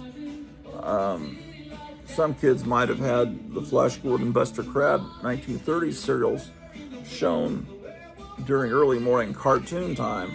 At least they did where I lived. Slam Bang Theater came on every morning at 7, would show Three Stooges, Little Rascals, but they also ran Flash Gordon. And these, this is well done.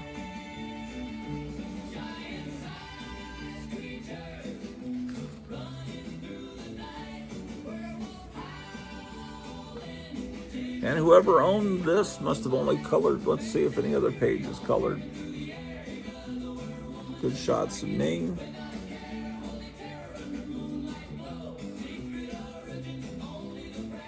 Princess Aura. Nice shots here. This I guess that the girl that owned this was very merciful to it. And the only reason it's got a little bit of a bend in it is she bent it forward to color this page. And so I say it was owned by a girl because that's the page that was chosen to be colored. And I would say that a guy would have probably gone to an action scene. I would think. But maybe a guy might have colored that first. But who knows?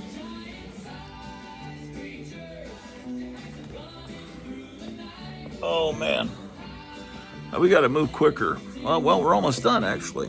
There's Batman the Animated Series.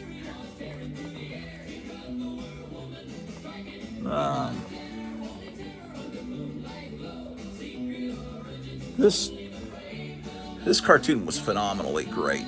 I mean, there's just no. This was better than any of the Batman movies. Better than really, it was just great. Of course, it was just great. I was at the Dallas Fantasy Fair, a convention in Dallas, maybe 5 or 6 months before this premiered on Fox, and I went into this special room, and they had a projector set up, or maybe it was a big screen TV, probably a projector, I don't remember. And they showed the first episode, I think called On Leather Wings, or it was about Man-Bat. And I was blown away by it. I couldn't believe. And then that actually wound up with my VCR, I recorded every episode of it. It was right up there with Johnny Quest. Oh, I've got 2 copies of it. Oh boy. Hopefully that was an accident. I don't like doing that. Here's a more traditional Batman. Barcode tells you it's not old. This is from when? 89. Okay, so that makes sense. There was so much merchandise that came out in 1989 based on the movie, but he still looks like the comic book. No kid, now if you give a kid thinks Batman has a black costume, and before 1989, all kids would think he was gray and blue. That's the way we saw him. So, because that's the way he was for decades. I hate when things get changed arbitrarily by some art school guy that decides, I don't think it looks good that way. Look at this 2-page spread with cattle in them. So I've had this since 1989. This Batmobile.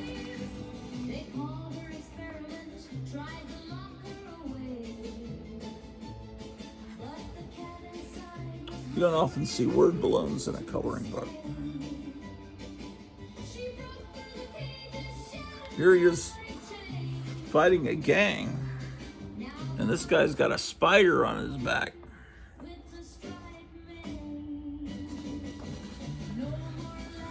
Okay, and then that's the next thing I have here is the Vampira coloring book that I just put in here. This is something I got. And we went to the Texas Memorial Museum in Austin when we were visiting my brother who was going to college at UT Austin. And I got the Haas coloring book. And it was a homemade thing that mimeograph papers, #1. The Texas Memorial Museum, 24th and Trinity, Austin, Texas. And it's just, cool illustrations. It's a souvenir of the museum. There's a dinosaur that they have on the entrance floor, and these look like illustrations that could go back. These could go back to the 30s, actually. These illustrations, they have that feeling. Anyway, that's a cool thing. Can't be too many of those out there. This would be something from when see, by then Batman was all black. This is when Batman Returns came out with Penguin and Catwoman. That movie, I didn't like the way the Penguin was depicted, but I really liked the Catwoman depiction.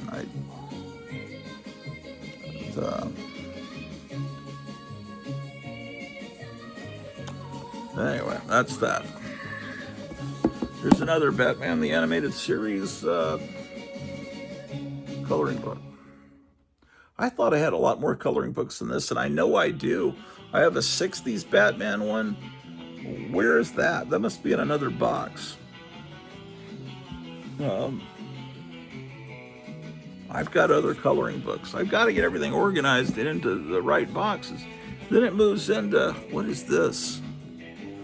Ipso facto. What is this thing?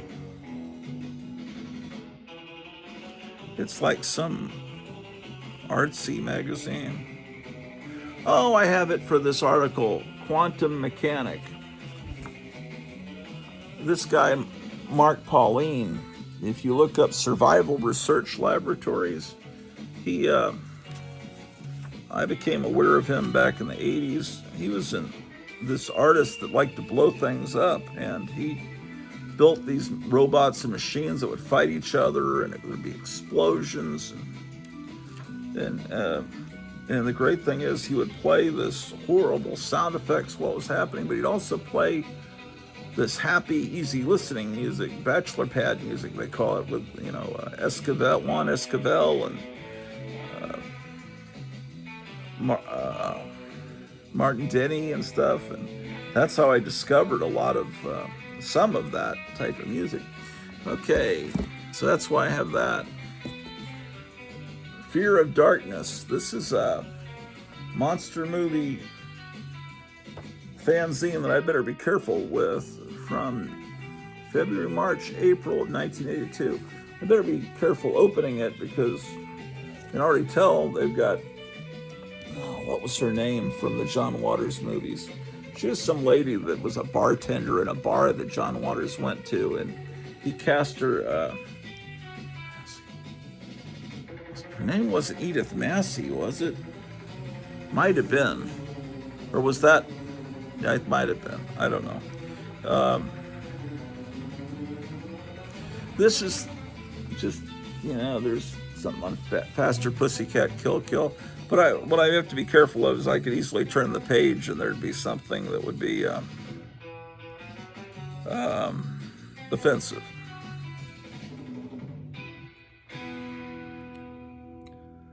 Oh boy.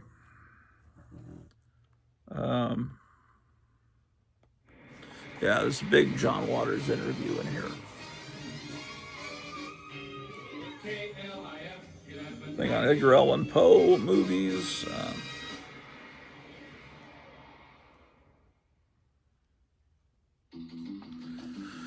This comic book shop ad here. What does it say? Columbus's original comic book and baseball card shop, a collector's paradise. We have an extensive selection of comics before newsstand. Before newsstand. Okay. Before newsstand. What does that mean? Back issues, hundreds of thousands. Movie magazines, sci-fi fanzines, non-sport cards, baseball cards, sets, singles, stars, football cards. Plus a complete stock of supplies including bags, boxes, inventory cards, etc. Now in our 8th year. This, all the ads in here seem to be shops in Ohio. This magazine must have come from Ohio, and I must have gotten it at Half Price Books.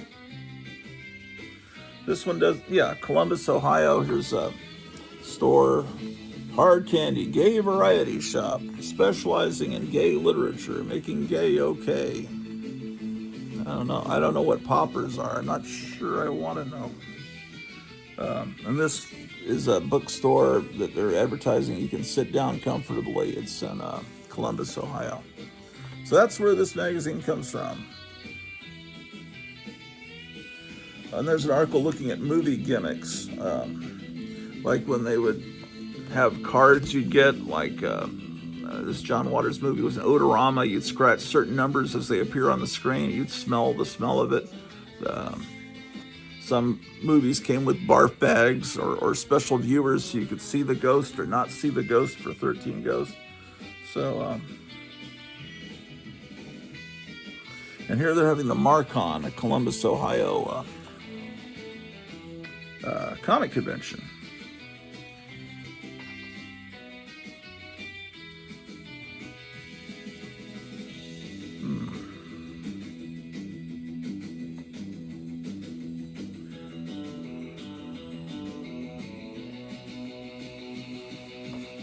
Godzilla.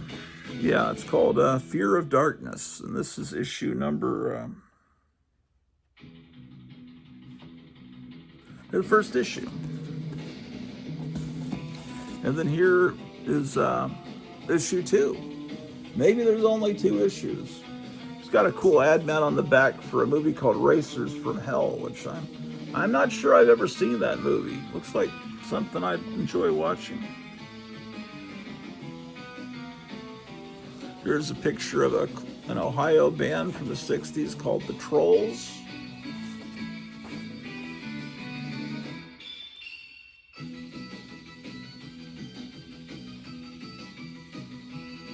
Yeah, this is the kind of thing. Article on Paul Naschy.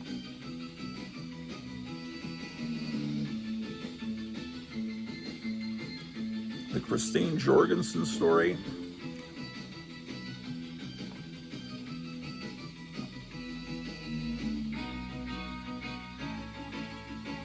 I remember seeing this ad when I was in 2nd grade in the newspaper.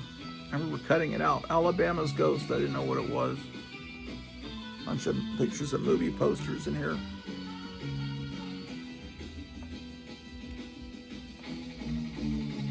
Article on the incredibly strange creatures who stopped living and became mixed up zombies. Quarter of Party Beach.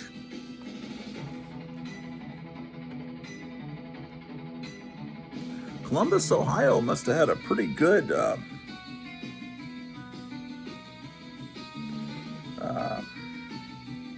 interesting collector scene.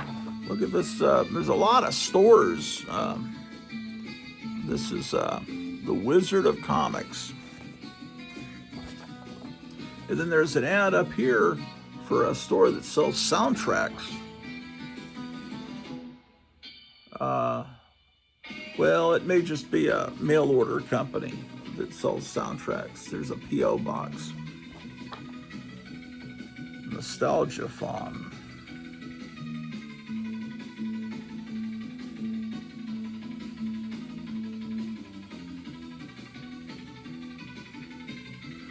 This is from the press book, Ways That You Can Advertise Dawn of the Dead, or where's that, Night of Living Dead. Yeah, it must have been Night of Living Dead. Have people dressed as zombies to get you to come to the theater.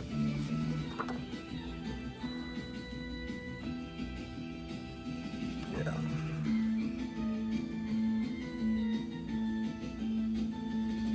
Wow. And there's another store. I think in the early 80s, all we had was Lone Star Comics. Well, there might have been a few others that had opened by then. Space Age Variety Store. We buy and trade comics new and old. It was on 2400 North High Street. I wonder, you can always look that up and see what's in that building now, if the building still exists. Comics new and old, Underground's largest selection in the known galaxy. Latest releases plus the obscure and out of print. Books and magazines, science fiction, fantasy, horror, art, music, film, martial arts, and more. We also carry martial arts supplies, cards, calendars, badges, posters, portfolios, tarot cards, clothes, Dungeons and Dragons, and more. Now, I don't know about the tarot cards and the Dungeons and Dragons, but that sounds like an interesting place.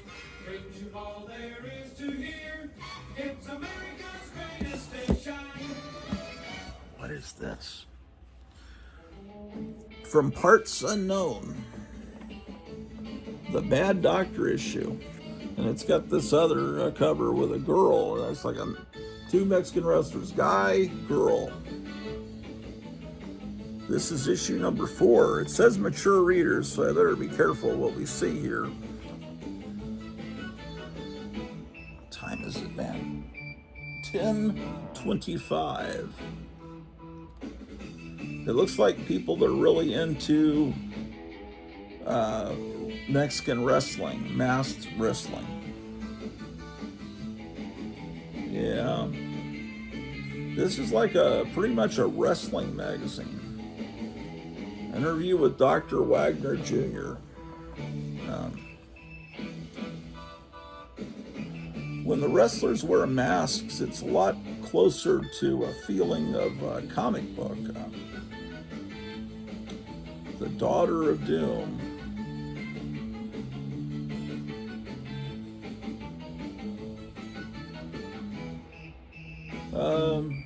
Yeah, these look like maybe, I don't know, like new wrestlers or wrestlers that, like, I don't know.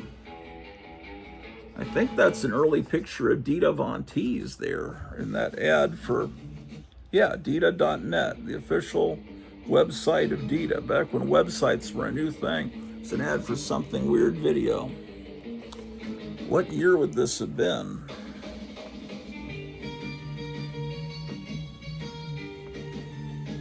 Used to go to these bookstores. Well, I'd go to a store called Forbidden Books and Video, but there were other weird bookstores that were kind of that had records, and they would have these kind of weird magazines in them. And the magazine I used to put out, the Sophisticate here, I would put it on consignment in stores like this. This came out of Waltham, Massachusetts, but I'm trying to find the year. Well, I mean, you can tell a lot by how young looking Dita Von Teese looks. Not that she's old now, but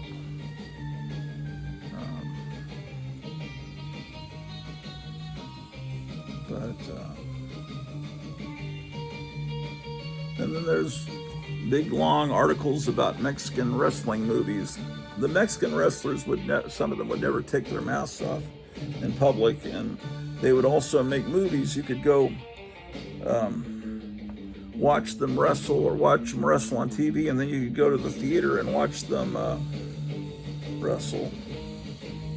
Blood Times Video, specialist in European and Asian genre video. It's an ad for how you can get movies. What is it?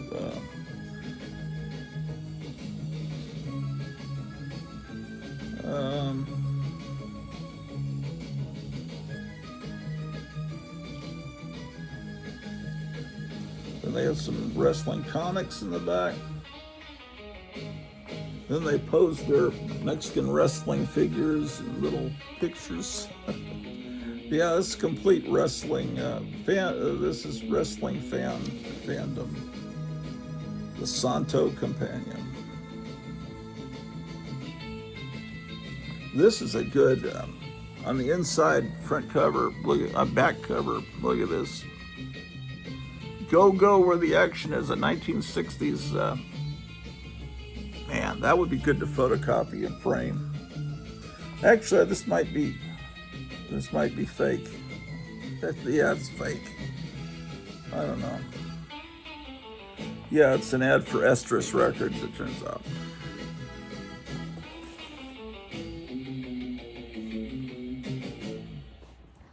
Okay.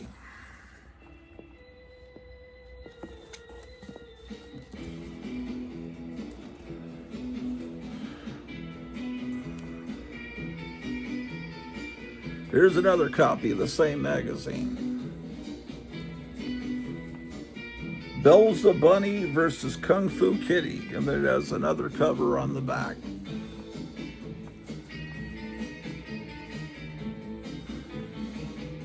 This was $3.95.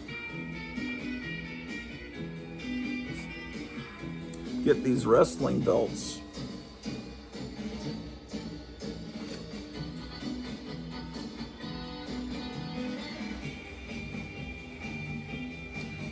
It's all fandom of these old masked wrestlers. Some of these maybe. Oh, I see. I remember. It's an article on It's a picture of El Santo with a monkey, and you can get all these little wrestling figures and these masks that are, someone probably went down to Mexico, bought a ton of them. This place is the Howling Bull Syndicate in San Francisco. San Francisco's one-stop punk rock shop, and they're selling all these little Mexican wrestling figures and masks.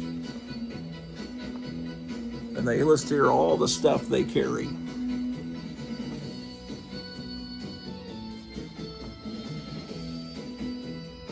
Article on the Blue Demon, who was a wrestler in the 60s and 70s in Mexico. My great uncle, the Zebra Kid.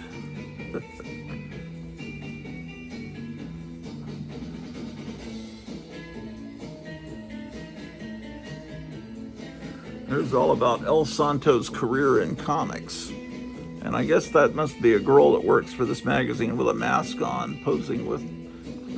They have stacks and stacks of these comics. Just piled up. That's the way kids used to store their comics, like that, before the bags and boards and the boxes. If you have old comics, they were probably stored like that at one time. If you have comics that are real old. Super Astro, Lucha Libre's Little Giant. Look at that. Look at that cool lobby card. The Panther Women is what that means.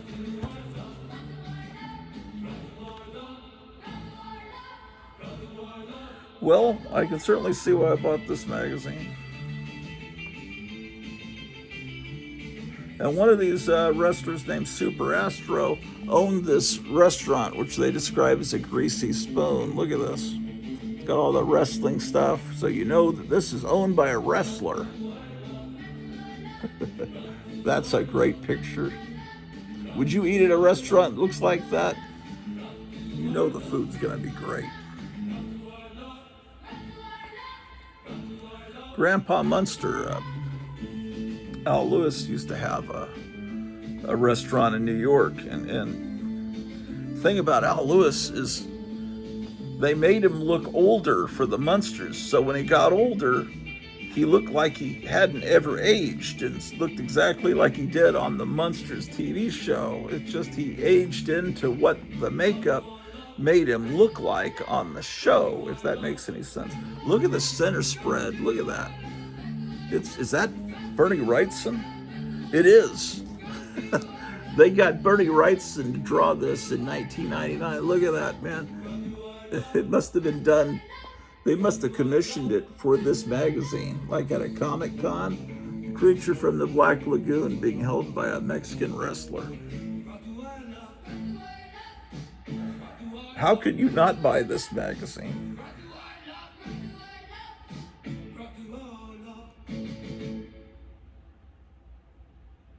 And they have Fumetti with this Mexican wrestling girl they made up.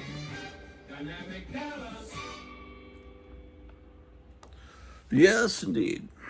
Oh, you never know what kind of magazines you'll find here. Oh, yes, I remember this. This was a mock, was out of Los Angeles. It was a book store, but it had cool books, but it also had books that were very not good. They opened it up. Satanic Blueprint revealed this was it was run by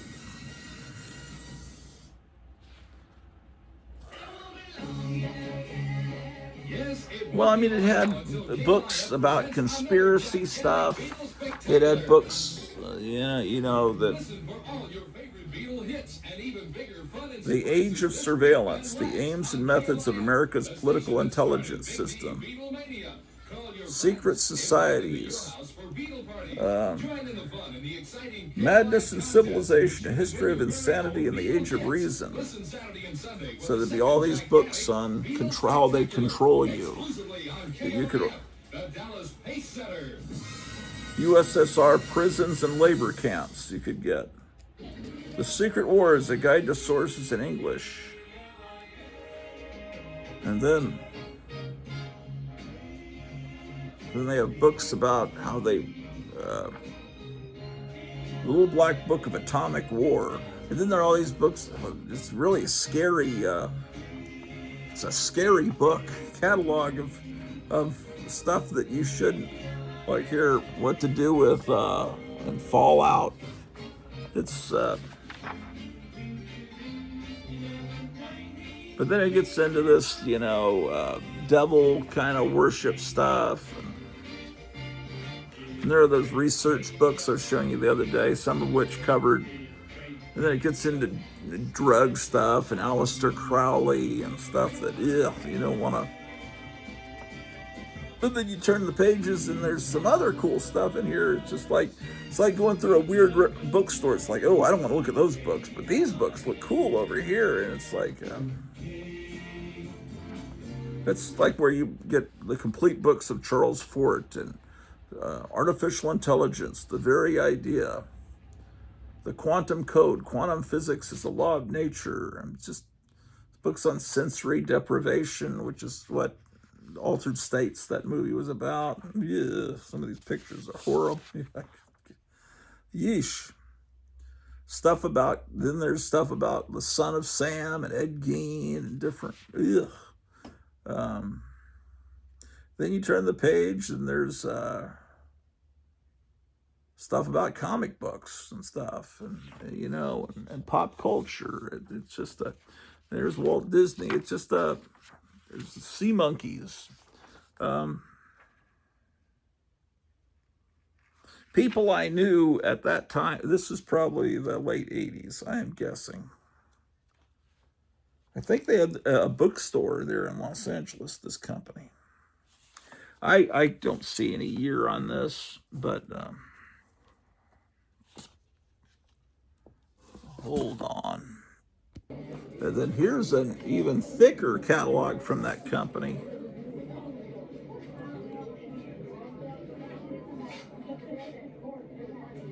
Yeesh. Come every challenge with grit, resilience, and determination. A little rain will never diminish our pride, our patriotism, or our celebration books about of Tesla. the greatest nation in the history of the world. At this time, we ask you to proceed. Yeah, this is where you're going to find back into the National Mall. Stuff. This Patty Hearst. This friend of mine opened a bookstore back then called Forbidden Books, and it was like this kind of books, some of which very much interested me and some of which I knew to stay far away from. And he was kind of always on the, you knew what the hip, I don't know if hip is the right word, but the underground things were. Then he later opened a curiosity shop about the same time that all over the country or world people are opening these curiosity shops, with weird stuff.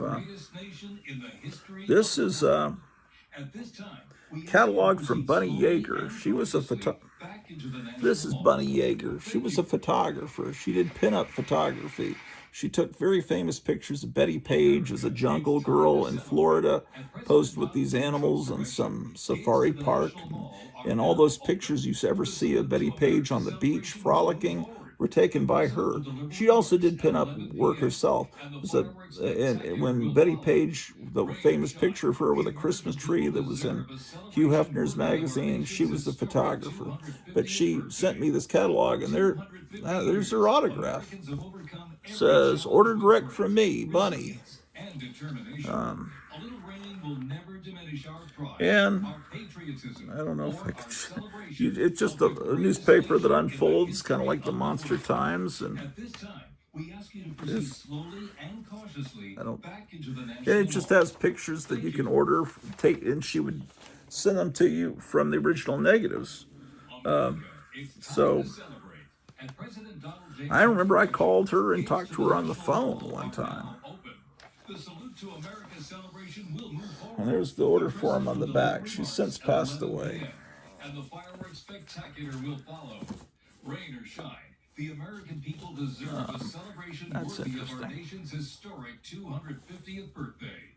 For 250 years, Americans have This is overcome from every Richard challenge with grit, Heluigwa and determination. at the Comic Art and Graphics Gallery, Patriotism Las Vegas. or our This is celebration something of I the was on the greatest mailing nation list, in and the you get history these. of the world. I guess they would have auctions. Is that what this is? Thank you. No, these weren't auctions. This was the actual price that you'd pay for it. So, Gates to the National Mall are now open. if you want, this is shot from the original art, which is the great thing, because you could take this to a photocopier, blow it up, and you would have the original line art, and then you could make your own coloring page. But see, that page, the cover from Doll Art by Doll Man by Reed Crandall is $12,500. I'm sure it's much more now. A little rain will never diminish our pride, our patriotism, or our celebration of the greatest nation This in the history Jack of Davis original art for this annual of Two-Fisted Tales is just $7,500, which is a lot of money to me, but I know that's worth a lot much more because this is a long time ago. I don't know how old this is. Why don't they put years on anything anymore? Let's see. These are original art from a lot of stuff that you may actually own.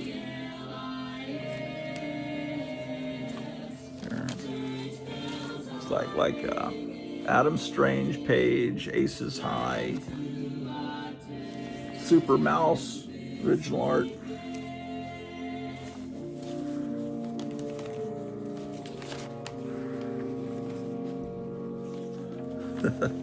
Oh my gosh.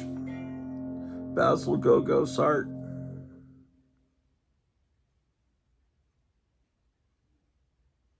You could buy this painting of Cousin Erie for $3,500.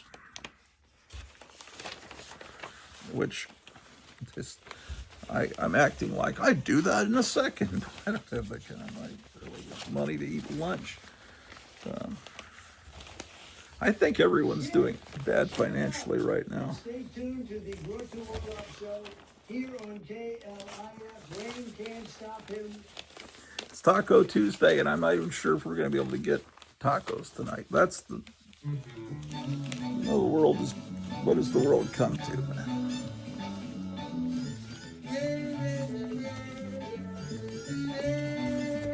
Oh, this is a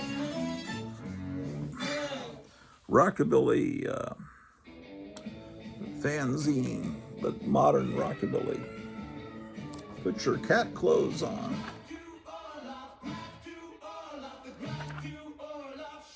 This band, Flathead, must have had a girl singer.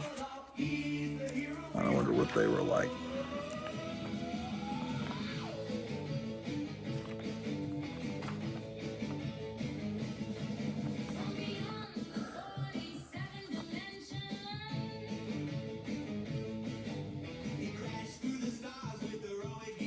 I should put the camera behind me so you can see, but I never know with these fanzines if I turn the page and there's like something completely inappropriate. Let's see.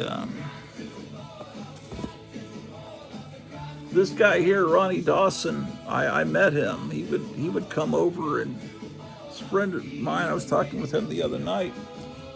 He's been on the show. His friend of mine, Randy. He's the guy that gave me those Avengers comics. He was always like an older brother to me. I would make tapes of his music and his movies and stuff. We would trade tapes and stuff, and he has this amazing collection. But Ronnie Dawson, he and his wife would have him because he lived in Dallas too. He was, obviously older then. This is like the 90s, maybe the 80s. And he'd play guitar right there in their living room, right next to their jukebox. It was neat. Gene Rambo, people like that. Yeah, see, I turned the page and there's something I don't want to show you.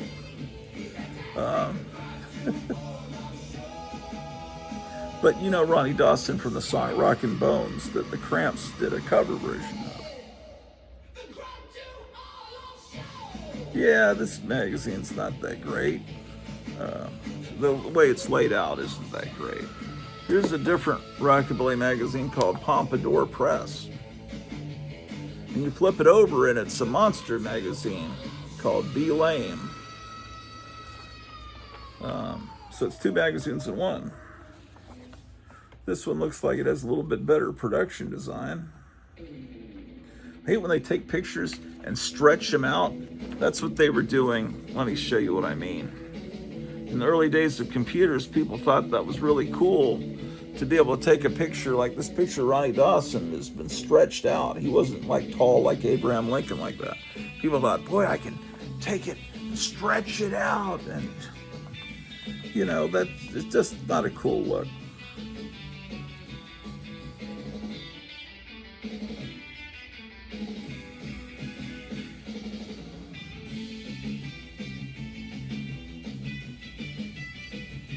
Sometimes you'll have an interview with an old, real rockabilly guy, not the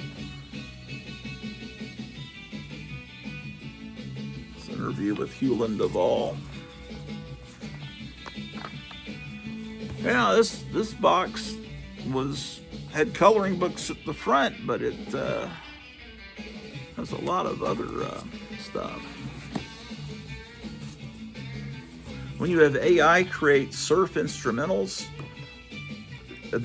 what immediately tells you that a song is AI is the voices.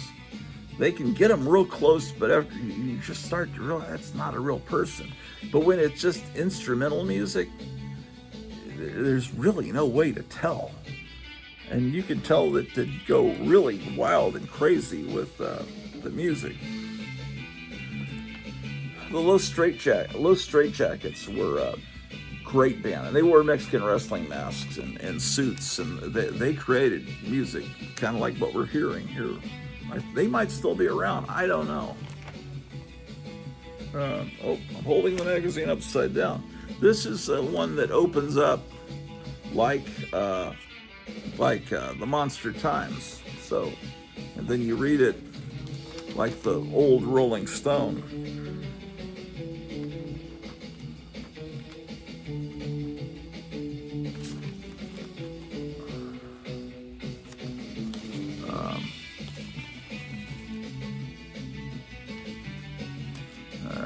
Just, you know, it's just like the Rolling Stone, which is very nostalgic for me, that feeling of the Monster Times. There's a book coming out about the Monster Times written by some late, and I'm going to have to get that book.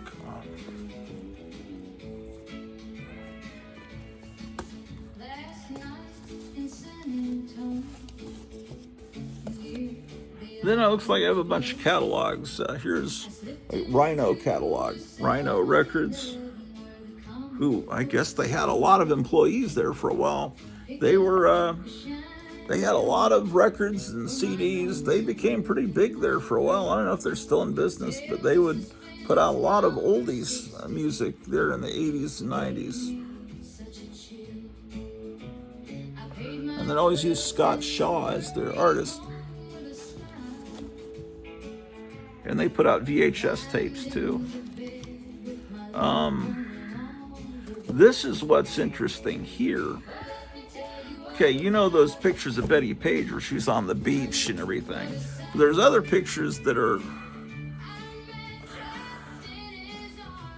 not as nice pictures, and those were shot by a guy named Irving Klaw in New York. And Irving Klaw had a store called Movie Star News in New York, and he died. His sister was still running it in the 90s, and this is something I probably got in the 80s or 90s. It's a thick catalog from Movie Star News that just shows some of the photographs you could get from it, and they're just little pictures of different stars, you know, Star Trek, and you can pick the pictures and say, and then send it.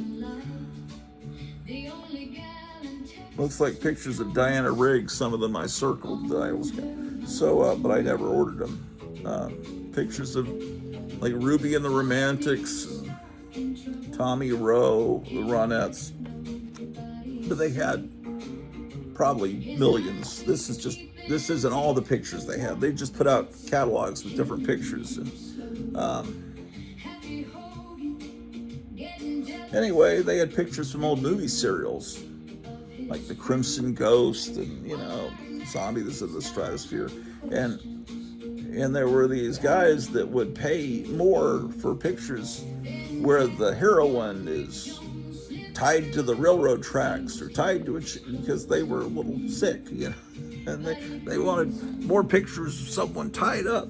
And so Irving Kloss said, why don't I take my own pictures of people tied up, and then I could sell those in my store. So he got Betty Page and some other girls to do that, and so all those pictures, I don't really want to use that word, starts with B, but so that's and he also shot all these 8mm films of Betty Page that weren't 30. Well, I mean, they not like the ones of today, but so Irving Kloss is a big part of and in The Rocketeer, when you see Betty being photographed by a sleazy guy, that was supposed to be Irving Klaw, spelled Klaw, like the Marvel villain. Here's another one, another Movie Star News catalog. Just all these pictures of the Three Stooges, if you want to. And they were like the main place in the country. Here's a super thick one that's like a phone book with Frank Sinatra on the cover. And they would black and white color, it just nonstop pictures of movie stars. I don't know if that store is still there. I would imagine it isn't.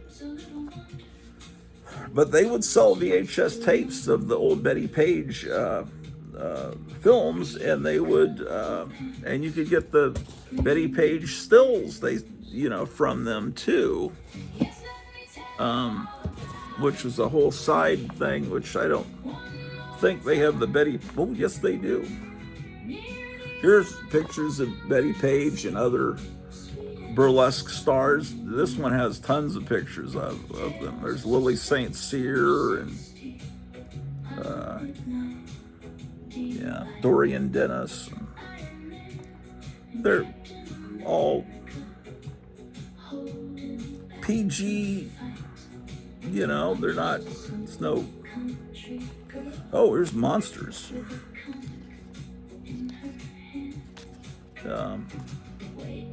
Bunch of pictures of Universal Monsters. So I was on their mailing list for a while. Here's the last one that I've got.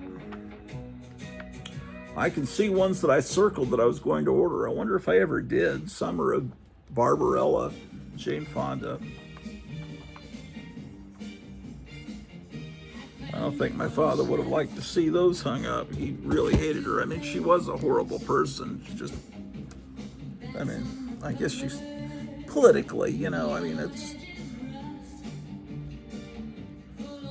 If you go over to the other side in a war, even if you don't support the war, and say, the American people their hearts aren't really in this, they don't want to fight, what you're doing is you're encouraging the enemy to fight harder.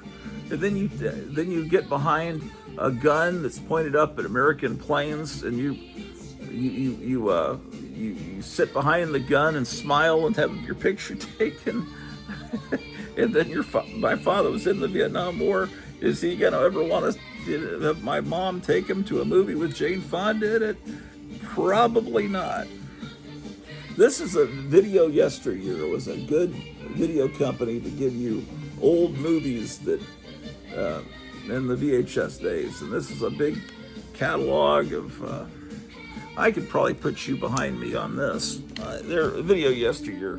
And sometimes you would rent video yesteryear's your movies at Blockbuster or whatever. But that was a heck of a time, the 80s and 90s, when VHS was king and you were able to see movies you just never thought you'd ever be able to see, in movies you'd never heard of. This is amazing. I never thought I'd see so many great old movies on video cassette. And this was the first time you could get all these silent movies and see things that just had never, you'd never been able to see. Old John Wayne movies. And,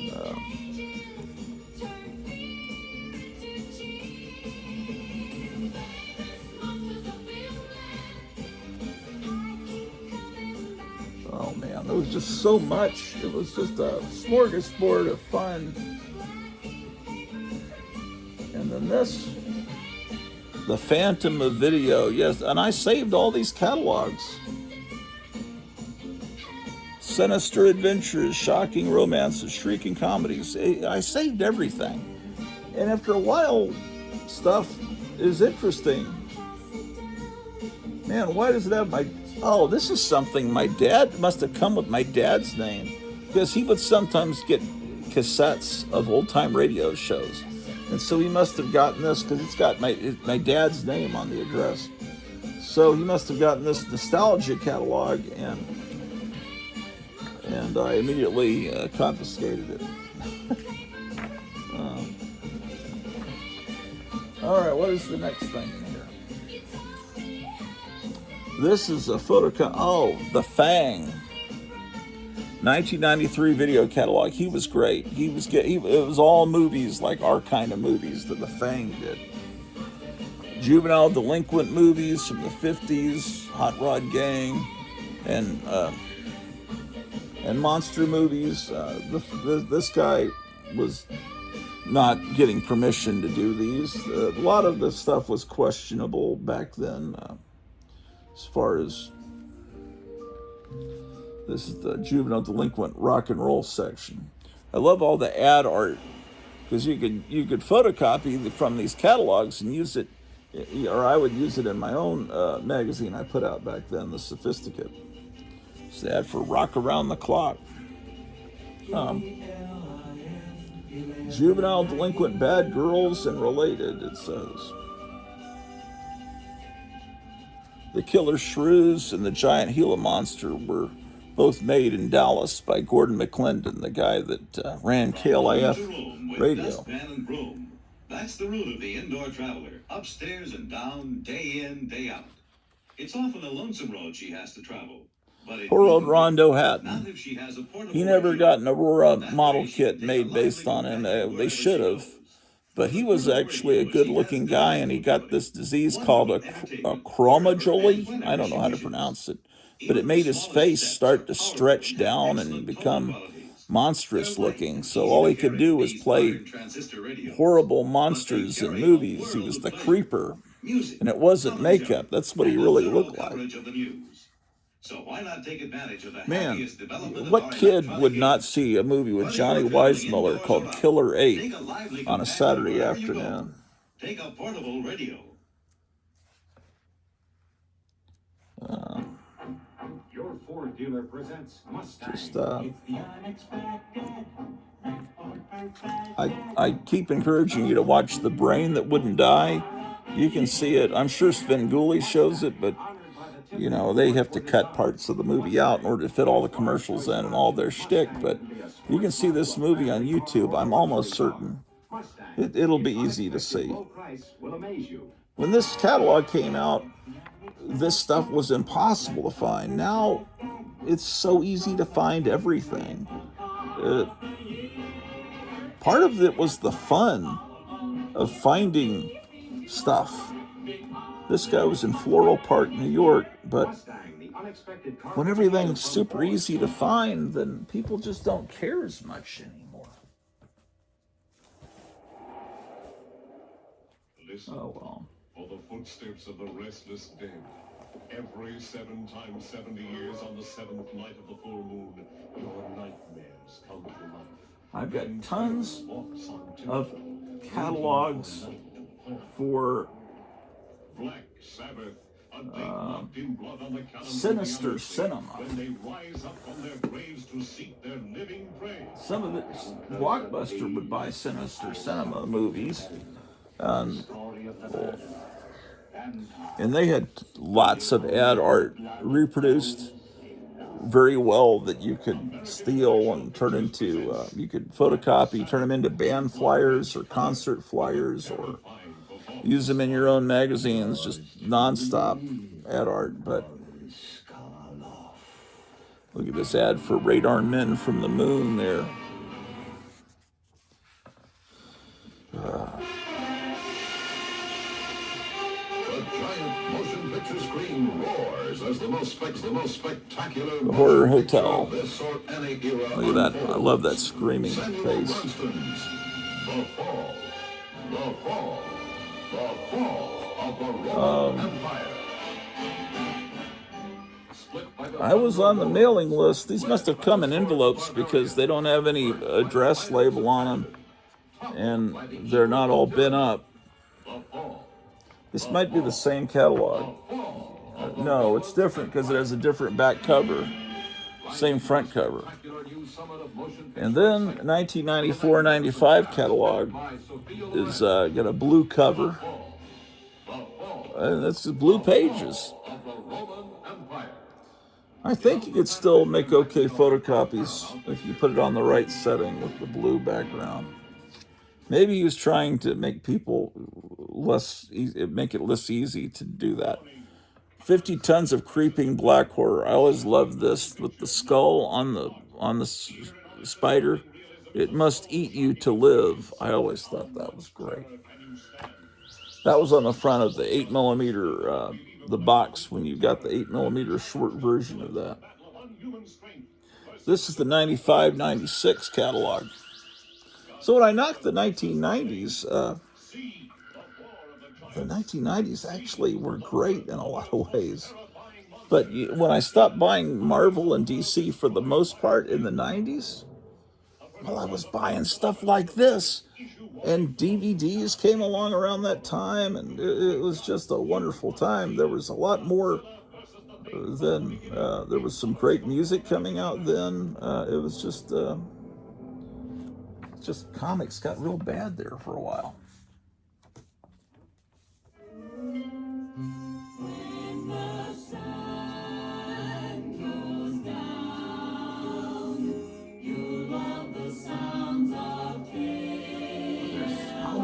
Something weird catalogs.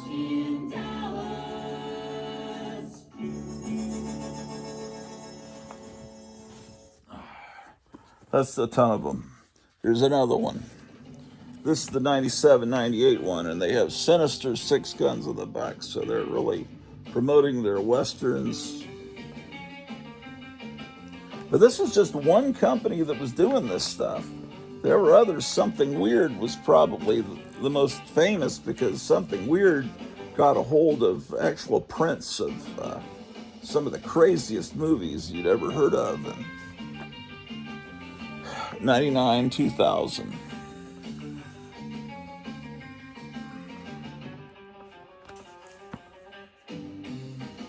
This catalog just says catalog. It doesn't have a year.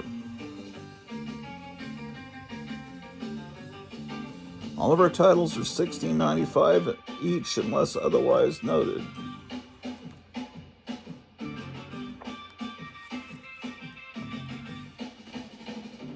Here's the 2000-2001 catalog.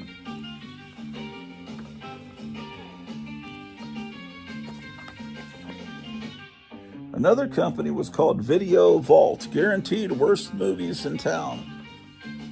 They're out of Alexandria, Virginia. Guaranteed worst movies in town. And this is glossy cardstock and all white paper and a lot of titles.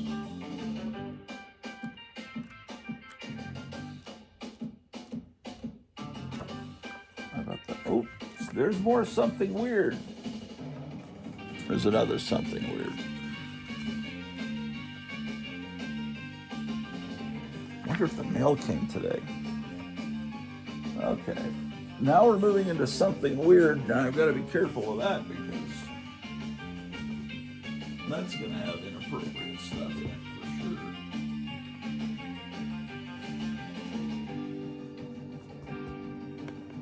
'95,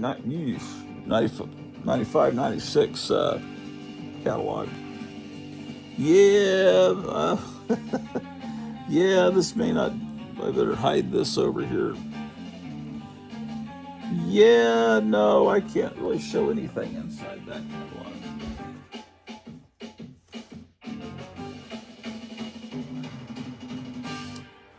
Another one. Now, this ad here, Lisa Petrucci draws this art where it looks like the old Little Kittles toys, cutesy stuff.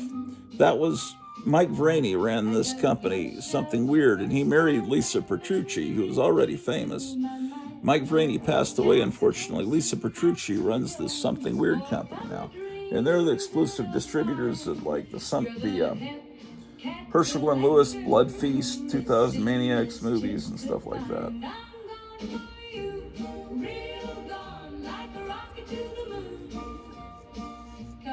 And Mike Vraney collected spook show posters and these old movies and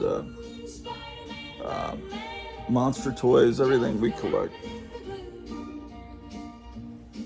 And there's Mike Vraney with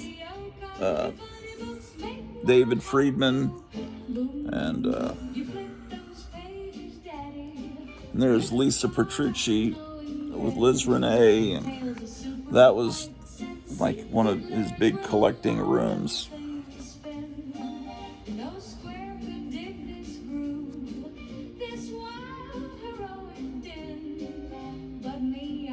And here's his wanted ad. Wanted collections of 16mm and 8mm films, home movies, feature films, movie trailers, television shows, cartoons, short subjects, educational films, soundies, girly loops, old comic books, 1930s to 70s. And then some stuff I shouldn't mention, vintage kid stuff, 30s through 70s, toys and games, TV and cartoon characters, pulp magazines, 30s through 70s. Because he's right, there really were still pulp magazines in the 70s. Those little digest size Galaxy, and stuff. Email or call with your list and I'll make you an offer, cash or trade. I see, yeah. It's interesting how he cuts everything off the 70s. I think that's smart because after the 70s, things weren't as cool. At least, he was someone that was my age, so that makes sense, Yeah.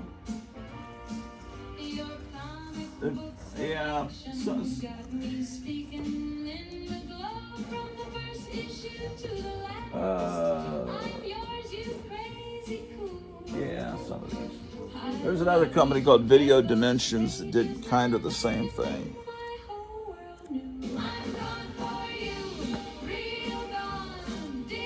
Video Yesteryear, they were pretty big too.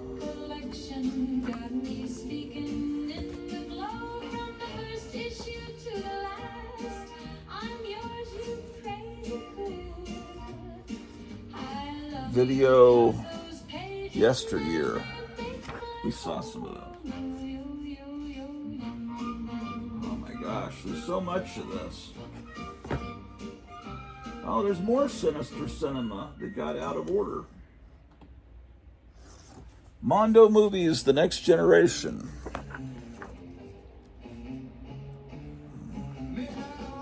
Yeah, whatever. I don't care.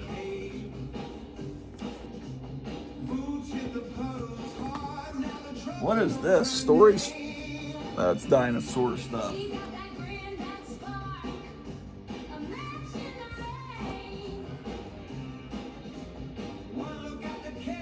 This was a magazine that came out May 1981. I bought it because I was saving up to get a VCR, and just a magazine about VCRs and having a VCR. It was just so exciting. the world of actually being able to make your own recordings, and they had magazines about it then.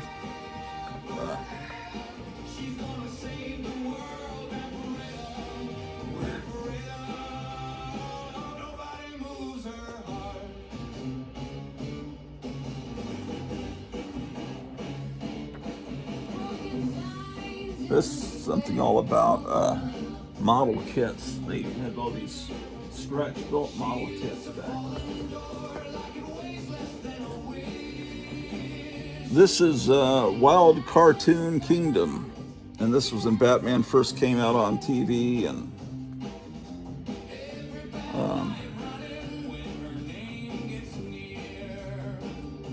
it was the time of Beavis and Butthead, and look at that painting.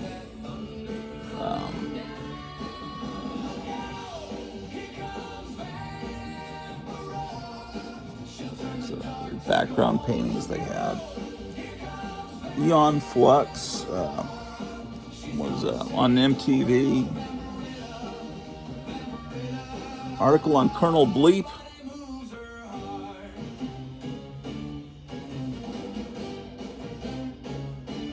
I was saying the guy that did Colonel Bleep had recently. Colonel Bleep's an amazing cartoon from the 50s, but people are just rediscovering it at that time through video. Yeah, I wonder who put this magazine out. Wild Cartoon Kingdom.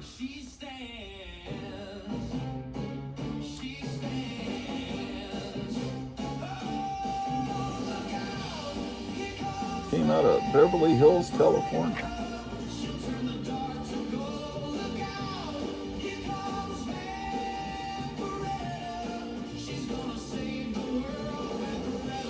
I have a bunch of these. I got these. Oof. Yeah, I'm going to move you away from looking over my shoulder because it's some French magazine called Mad Movies. Come on. Come on, man. You never can tell what these people are going to put in these magazines. This is Mad Movies, Cinefantastic number. I think this might be Cinefantastic magazine in its early days.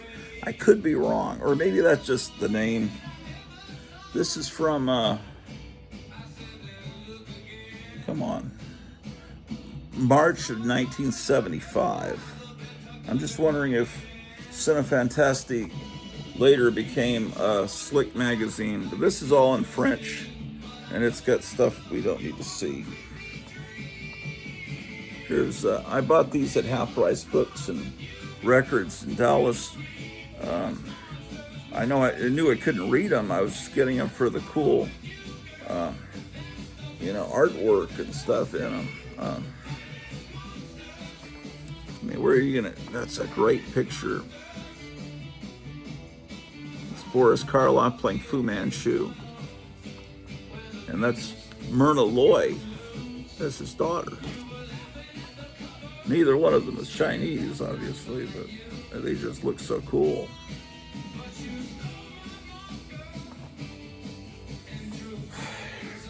Here's 13. Mad Movies, Cinefantastic number 13.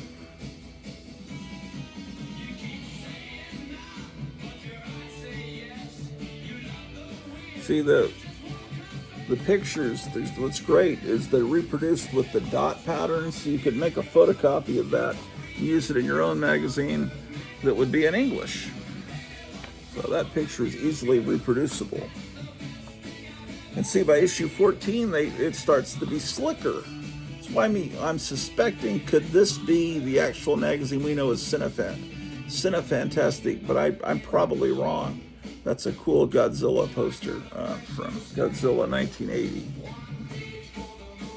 Is this from 1980? In which case, this is not that Cinefantastic. No, this is December of 76. So that must be Godzilla 1980, like it's the future. I don't remember any movie with that title. That must have been what it was titled in France. I just thought that's funny. La Fiancée de Frankenstein. It's like fiancé, it just doesn't sound as good as the bride. Look at that. Yeah, this is definitely 1976 with that painting. Number 15.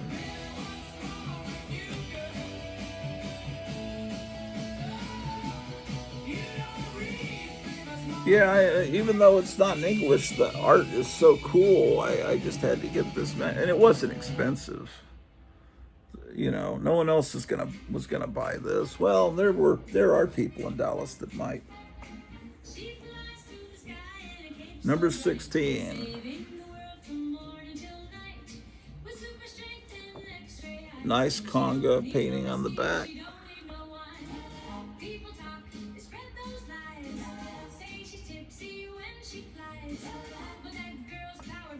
Hold on a second. Magnifying glass.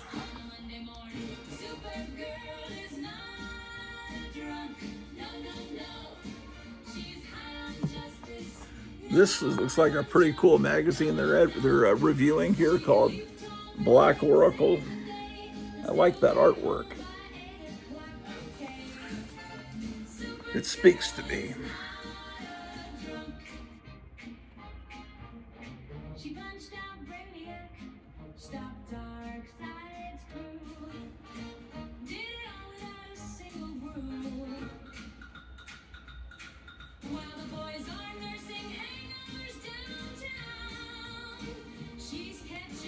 Interesting. Issue 17. We're into 1978. Yeah, I think this is not that cinefantastic. I think that just means fantasy cinema. It's just a coincidence, because that magazine we know is cinefantastic. I think I was already buying that by this point. Pretty sure.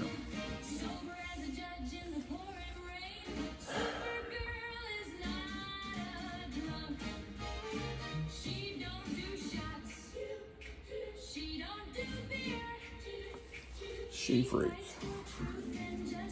This is a great one. There's a movie called La Nave de Monstruos. It means Ship of Monsters, from Mexico, and it's great. And I used clips of it.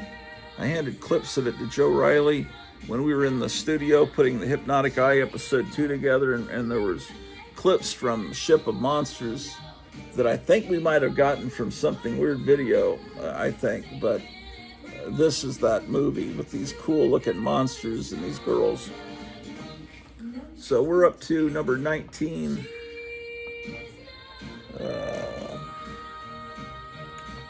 I don't know, 1980. Look at this Mexican ad. The Mummies of Guanajuato. You had to pay rent on your grave at this one town in Mexico. If you didn't pay your rent, they dig you up and put you in a room, right? And the soil there mummified people and preserved them. So when people didn't pay their rent, they wound up being pretty well mummified. And then now the town is a tourist attraction. People go there to see the mummies of Guanajuato. Well, here, this Mexican wrestler has to fight the mummies. You ever heard of something like that, man? Having to pay rent. That's eventually everybody's gonna probably get dug up. This is a good. In English, it's called The Brainiac, and this guy gets burned at the stake and comes back generations later as this evil demon, and it's like it's a great Mexican movie. It used to be shown on the USA channel all the time by like Commander USA back in the 80s. He was a kind of like a horror movie host in the Saturday afternoons that dressed like a kind of a drunken superhero. But he didn't just show horror movies, he showed all kinds of things. Like he might show this hammer and Hammer co-production with the Shaw Brothers, where it's a Dracula movie and a Kung Fu movie at the same time. I think we saw a lobby card for this movie in another magazine, The Panther Girls. They're getting into Mexican wrestling here. A lot of people started to realize there are all these cool genres of movies in other countries that we've never gotten to see, like these werewolf movies out of Spain, or these Mexican wrestling movies, or The Invasion of the Martians, Del Santo, or the Coffin Joe movies. I remember those movies were discovered around that time, and then everyone started going nuts about those, but people in the States had never heard of them. They were out of, were they out of Brazil, I think? I don't remember. All right. What the hell time is it? 11:20.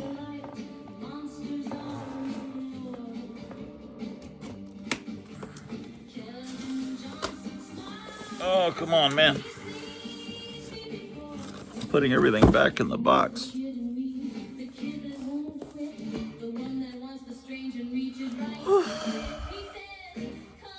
Well, we've seen coloring books. We've seen, I think, everything I promised at the beginning, except I promised to show you, what is this box? It says magazines miscellaneous. What could that be? Oh, come on. What's in here?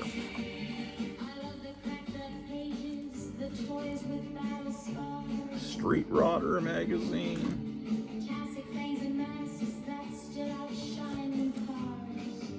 No, we don't want to look at that. Oh, that's cool. Why is this in a random box? This is for Monsters Only from Cracked magazine. And they made his horror movies were so big, it's kind of like half cracked, half, what year did this come out?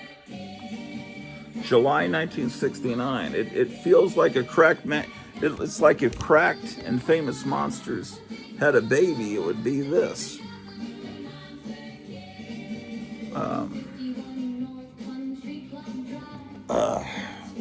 See, it looks just like Famous Monsters. You opened it.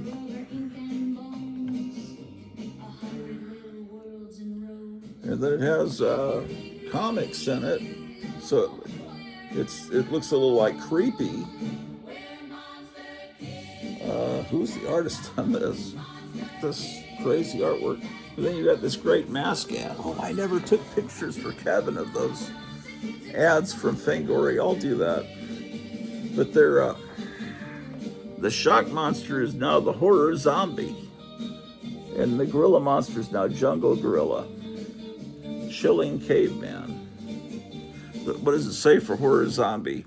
The zombie walks again when you wear this mask of mystery, made of heavy latex rubber, graveyard green skin, twisted teeth, and black hair. From Horror House in Valley Stream, New York. Masks are $2 each, so these are the kind of cheapo masks.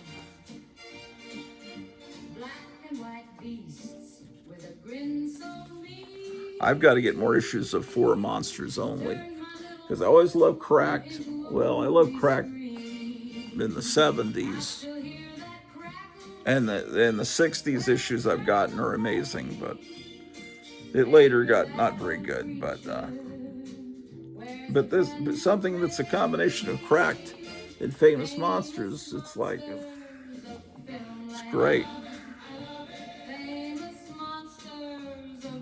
You see, that's where the moon monster came from, that they used to sell posters of, is the Curse of the Demon.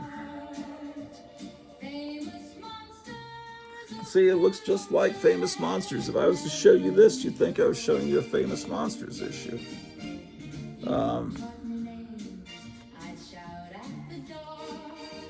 They did a great job of simulating it.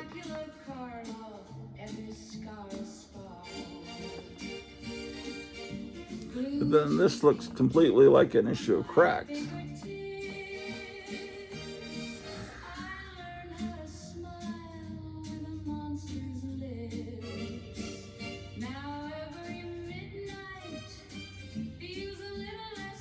Oh, here's more mask. Frankenstein is horrible monster. I like this random illustration of a hand with a knife. There's the weird Cyclops.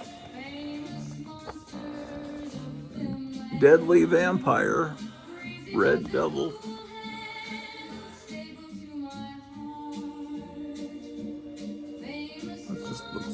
This random illustration just to fill up space.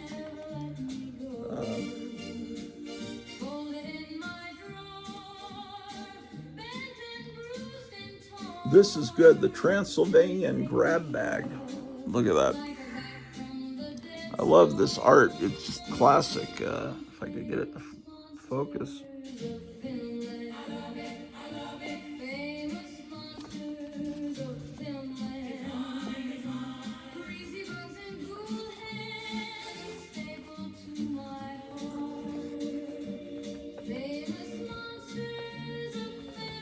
Man, I don't want to open it too wide. Giant super Frankenstein monster mask. How much is this? They never show you actual photographs, do they? $4 plus 50 cents for postage from Porterhouse. Grow amazing live sea monkeys.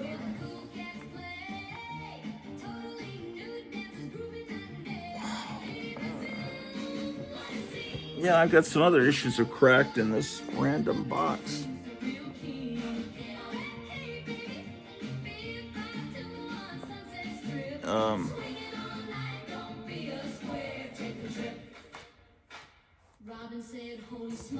Later they would do occasional issues called Monster Party that would reprint stuff from those 60s issues along with new stuff.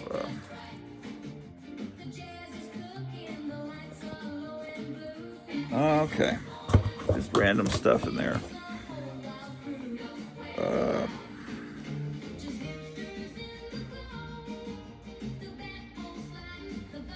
Let's see what's in this box. It says Vintage Movie Star Mags. That's what I was talking about at the beginning of the show.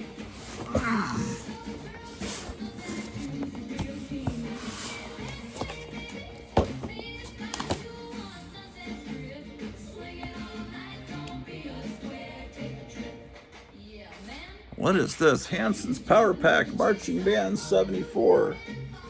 And it's got a little insert record. And it has little music pieces. This must have been for band teachers or band directors to give you little pieces of music to have your band play. I don't know where I got that.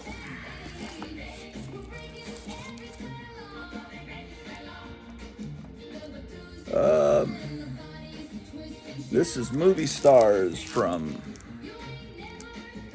I would say this is about 1966. Got Nancy Sinatra on the cover.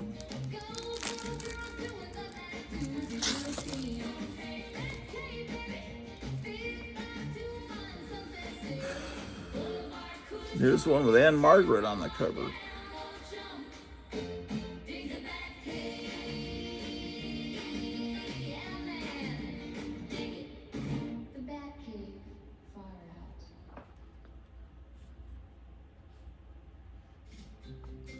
Like if you increase, it says you can match your date, you can attract attention, you can be a style setter.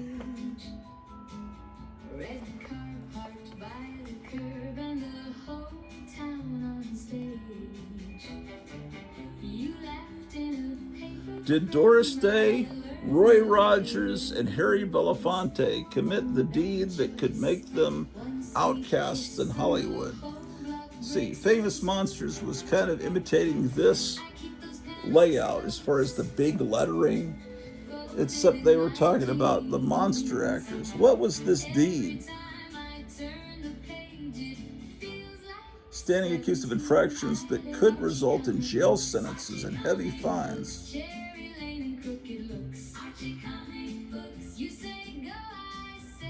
Oh, it's about paying income tax. It makes you think that it makes it sound far more lurid.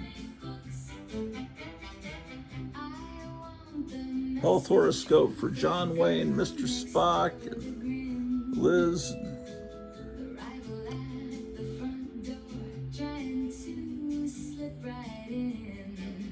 Marlo Thomas hides a child from the world. David Cassidy. Okay, this is going to be about 1970, 71. When you think, when the Partridge Family's on the air. March 71. Yeah, I could go through. I've never really shown those hippie murders. Carol Burnett's Terrible New Fear. Yeah, after the Charles Manson incident, everybody was scared in Hollywood. Why, how could you not be?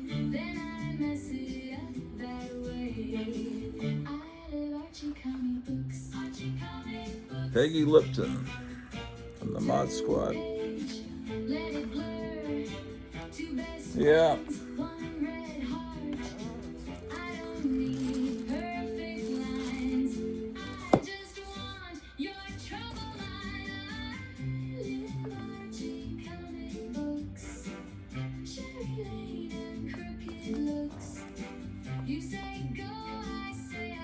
Photo play.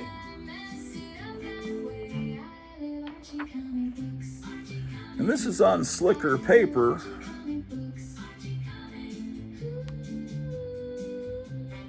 They're burning Beatles records. That must have been when John Lennon, he says, I didn't mean to mock Jesus.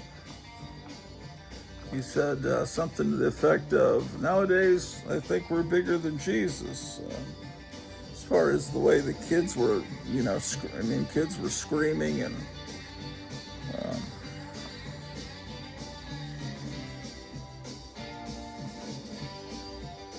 yeah. Who knows, man?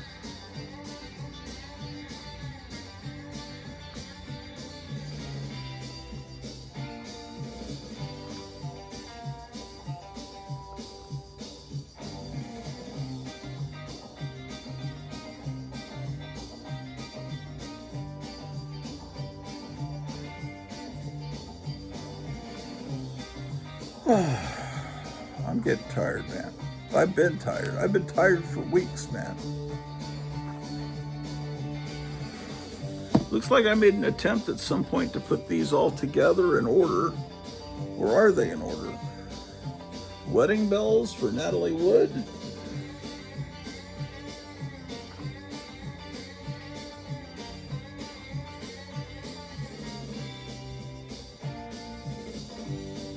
Anne Margaret. Always liked Anne Margaret.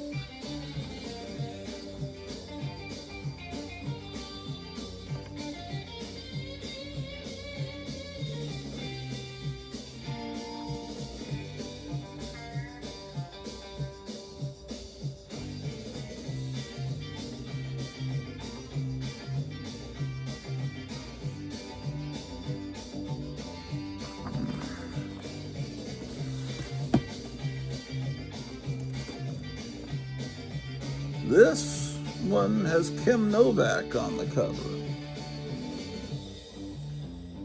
This looks a little older. I don't know if these photo plays are in here in chronological order or not. This definitely is a little older.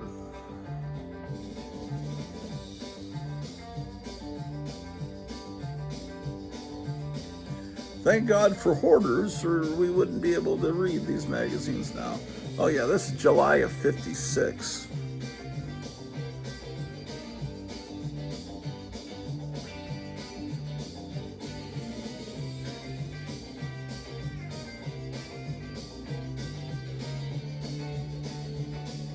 Is that Mara Corday? Sure is. There's Mara Corday. I don't know how big a star she was then, but provocative in print, this dark-eyed dish threatens to disturb more than fish. And then they give you her measurements and the exact bikini she's wearing, so you could get one like it. This is Mara wears Jansen's Jamaican Riptide sheath. 120 pounds, 5'5.5". Give her bust, waist, and hip size. She was in some great monster movies, like The Giant Claw. I've always liked Mara Corday. A lot of great movies. Psychedelic rainstorm in the cosmic fairy toilet. Too hot. Gotta shit. On KLIF. Yeah.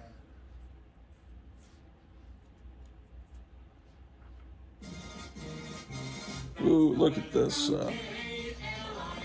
Some of these makeup ads are really good. Pink TNT. It's Q-Tex.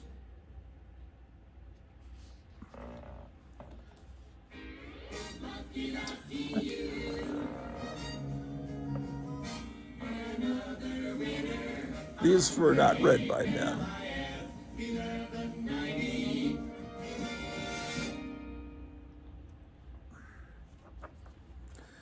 Here's what company is this? Tony. You see this?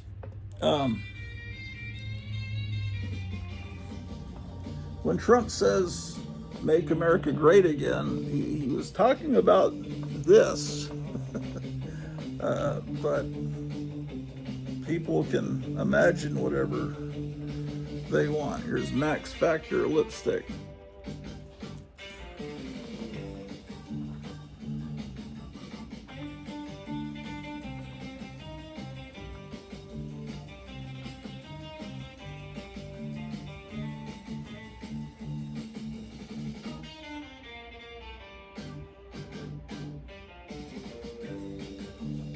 Oh, wow.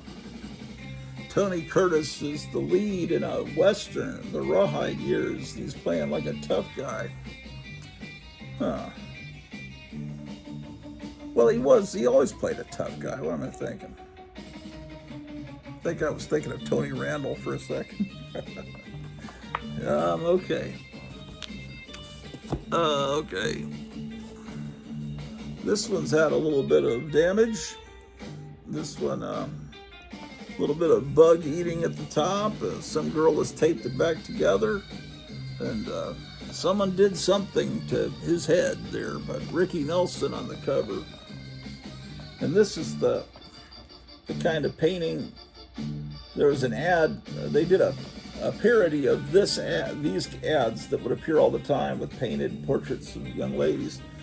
Frank Frazetta did one when the Beatles first came out with Ringo Starr.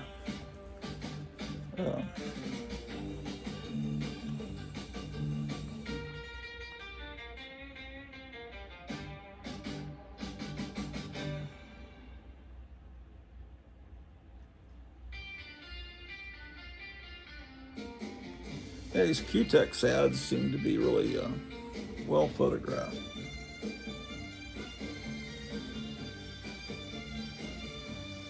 Elvis Presley, they drafted him.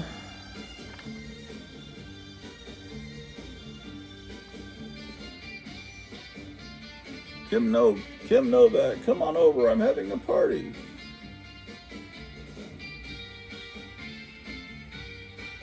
All About Me, Frankie Avalon.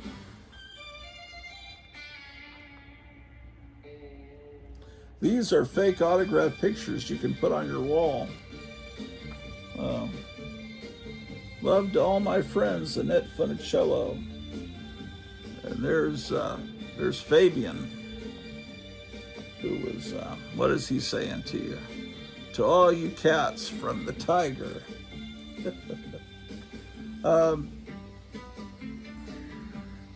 Yeah, when Elvis was drafted, he was kind of the guy that came in ready-made replacement.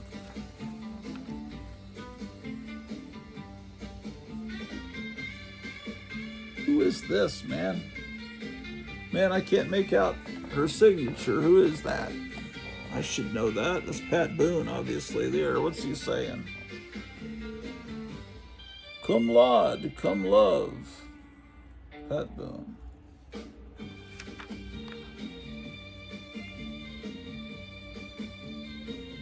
Well, that's Tommy Sands. That he was married to Nancy Sinatra. Here's the Everly Brothers.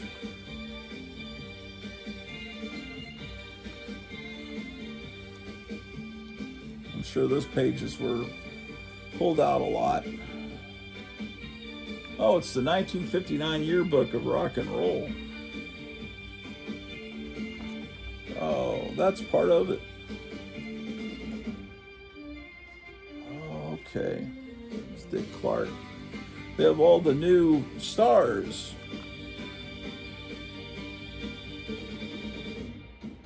The junior class, who's most likely to succeed. So you've got Kathy Carr and Dwayne Eddy, Conway Twitty, the Fleetwoods,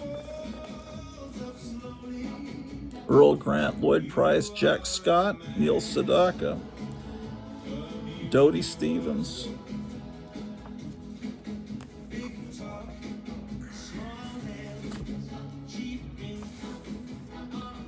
has Sandra gone kooky? Ed Cookie Burns, 77 Sunset Strip, did that song, Cookie, Cookie, Lend Me Your Comb.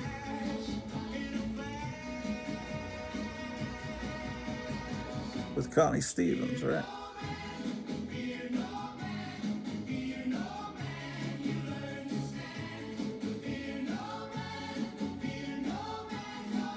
See, they're covering Elvis and the Army, but that completely wrecked his career. I mean, it made him not available. And then after he got out of the Army, his manager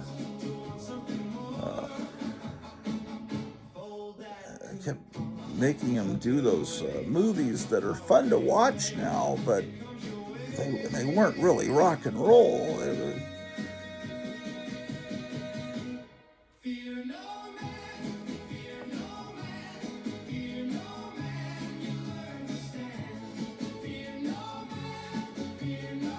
sorry, I'm not letting you see these books. I should put the camera behind me. I'm just getting punch drunk here. Maybe I should just start a new episode for these books. And I haven't shown you any famous monsters.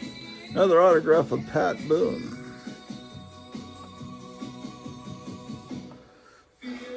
Lauren Green, Elvis Presley.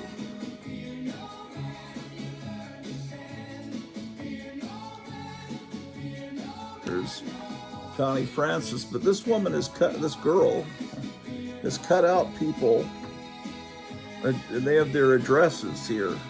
I don't know who she cut out. It gives you their real name, when they were born, facts, and how to write to them.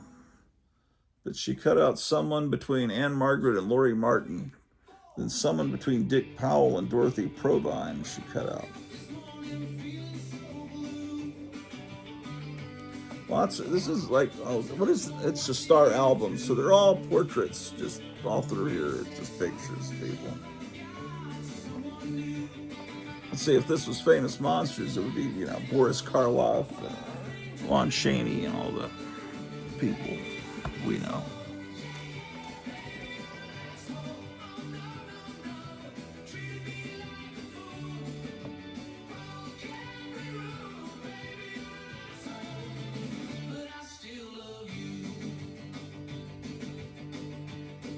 Salminio, Why I'm Sure There Is a God.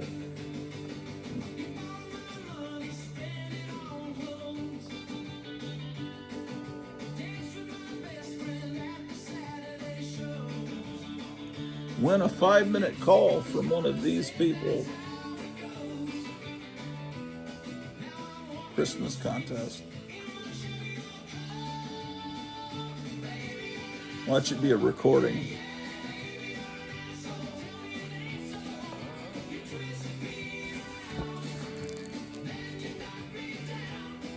My Nights with Richard.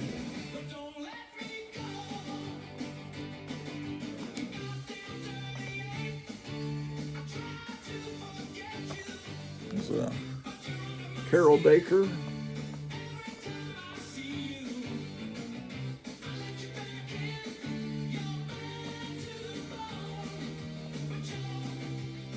See, that Mark Zuckerberg Meta AI would not let you do a picture just like that.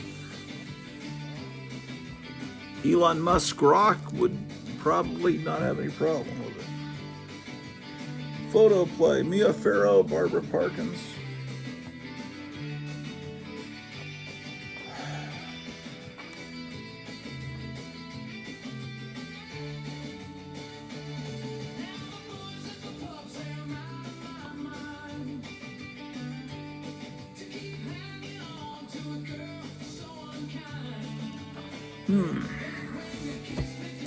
This one might be from 1966, since someone wrote 1966 at the top. Sinatra tells Elvis how to really swing.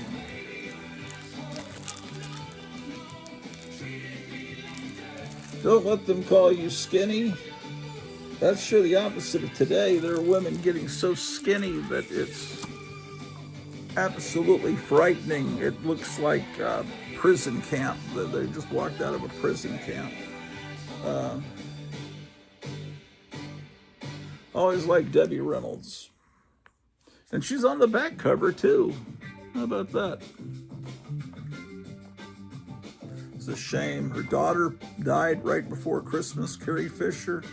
And then I think within 1 or 2 days, Debbie Reynolds died. Just out of heartbreak.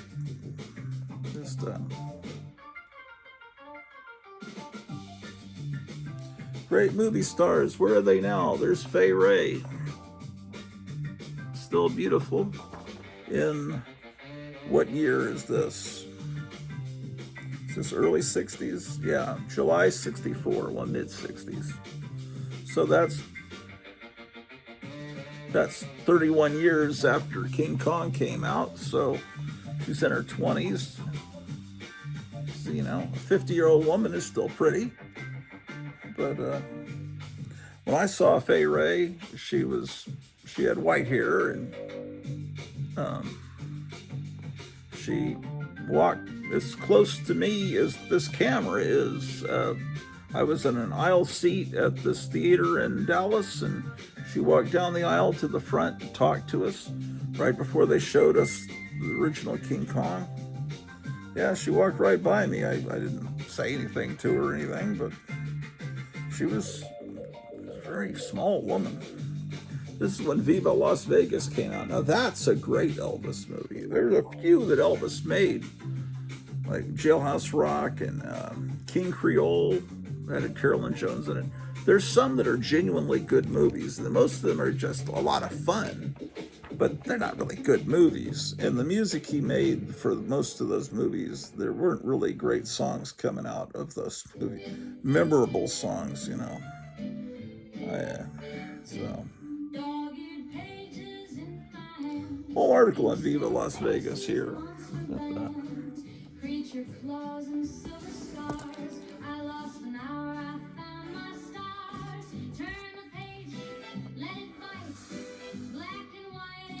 From Dell, you might know Dell is a company that makes comics, but they also made paperbacks and magazines.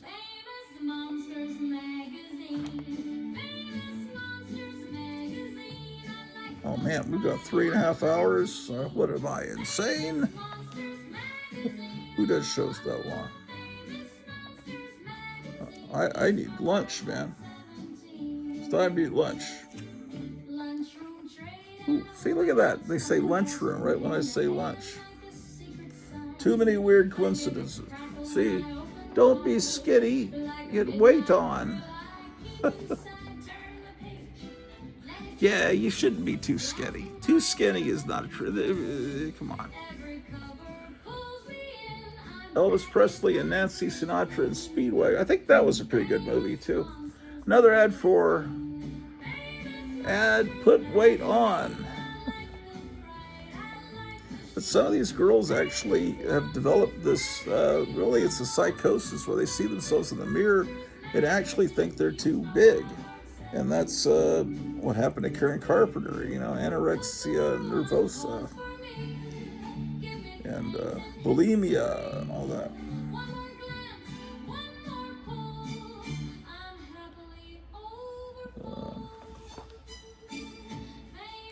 How much older was Frank Sinatra than Mia Farrow? That was kind of weird.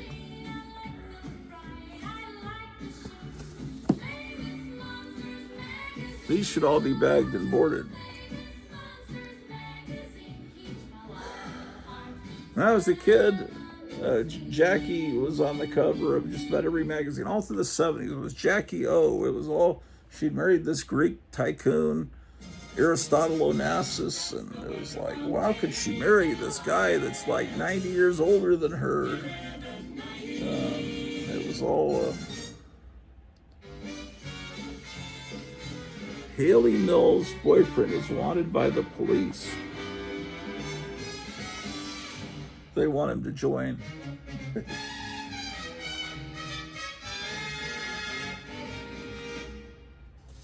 What is this one?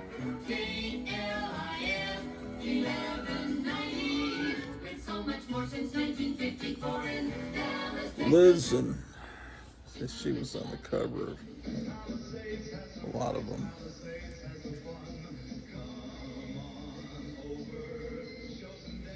Bobby Rydell.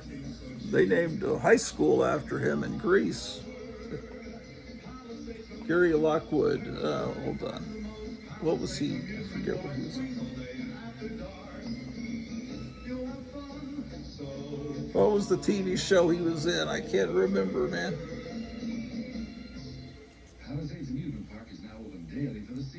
This magazine, TV and Movie Reporter, doesn't have as many pictures.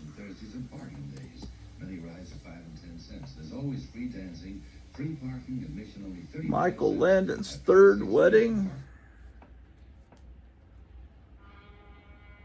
Now they're trying to make you look slimmer. They can't make up their minds, man.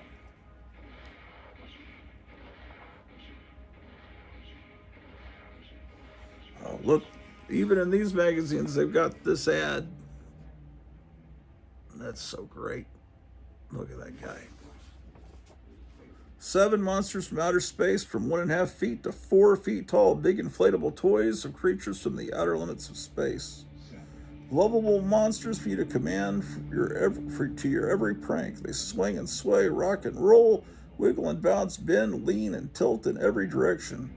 One really flies in the air with a loud thunder and roar, from 1.5 feet to over 4 feet tall, one-piece quality molded latex, colorful, completely inflatable, the most exciting and educational set any youngster could want. Now meet monsters you've never known before. They're horrible, weird, fascinating. 7 different monsters from outer space. Lewudacom, creepy beetle of Mars. Reberg, flying horror of space. Skinkus, beast of the moon. Balachor, terror of Venus. Nosceros, Spider-Man of Uranus. Probably should say Uranus, that sounds better. Dimetron, Birdman of Saturn. Edellock, oh, that's Colette spelled backwards. Brain of Neptune. Each set has 7 monsters from outer space for only $1 plus 25 postage and handling per set. Guaranteed to delight or money back. Be sure to include postage and handling charges for. No one's gonna bother sending that stuff back. They know that. They'd be too embarrassed.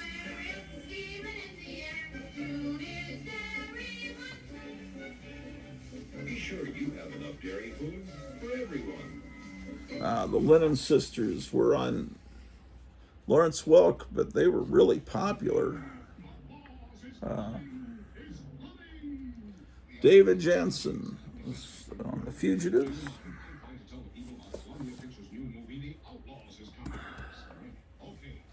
Hey, there's more. Peggy Lennon's I think a lot of the older ladies that watched the Lawrence Welk show read these magazines, so they. But when those,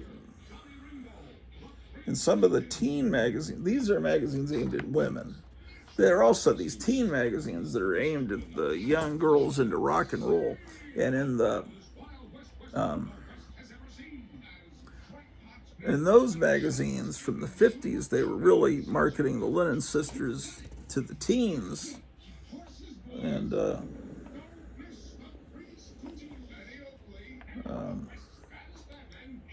I don't know. Ah, look who it is. The mistake that cost Carolyn Jones her husband. She was married to Aaron Spelling. They were both from Dallas. Aaron Spelling, they created all those terrible shows from the 70s. I mean, maybe you love them, but we're married, but not for 24 hours a day. David McCallum. I see something strange off to the right. Tom, it's a space flying whale. What's that off to the left? No, it's the lost Martian city in space. Tom, look. You see what I see? Joan and Ted Kennedy, their love story. Well, that's before Ted Kennedy got to be just hideously ugly, and before Chappaquiddick, when he just became a horrible rat fink. Is this a face that only a mother could love? When Tiny Tim came along. You like this? That's what it used to look like. You like this better? Wow. That was something else. The career of Tiny Tim.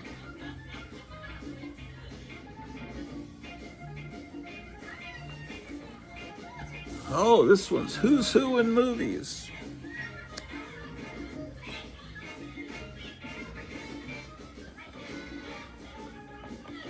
I was so into Carolyn Jones back in the 80s, or was it early 90s? Probably 80s. I was digging through tons of these old magazines and trying to find ones that had just a single picture of her. There's Bob Crane. He had an interesting, when he wasn't on camera, he had an interesting life. You might not want to know too much about it. These are just little blurbs throughout the whole magazine about telling you who all the stars in Hollywood are. Look how young Dustin Hoffman is there. Is that before The Graduate? No, that's after The Graduate. Graduate was that about 67? When would that come out? What is...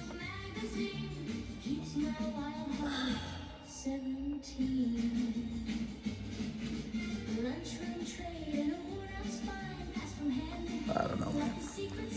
I was also looking for Anne Margaret, I think. Here's one with Anne Margaret and the Beatles on the cover.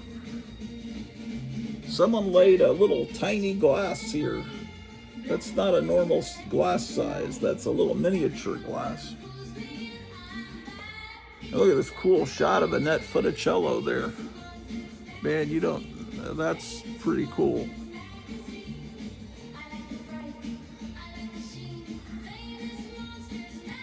Well, Anne Margaret's still around too. The Beatles are still around.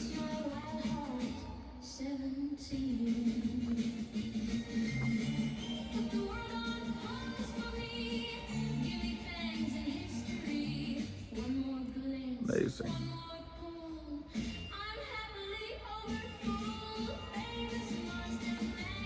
What? Connie's Gym? A Hitler? What does that mean? A strong, willful husband is what Connie Longford finally got. Now she's paying the consequences. What newlywed young actress married to an actor is already miserable calls her husband a Hitler? This shocking item appeared in a recent column by a famous and reliable columnist.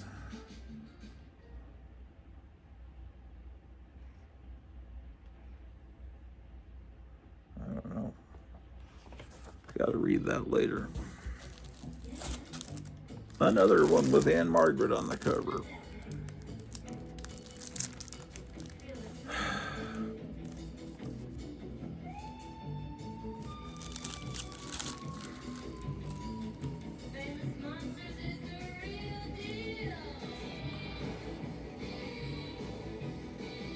Look at these wigs you could get.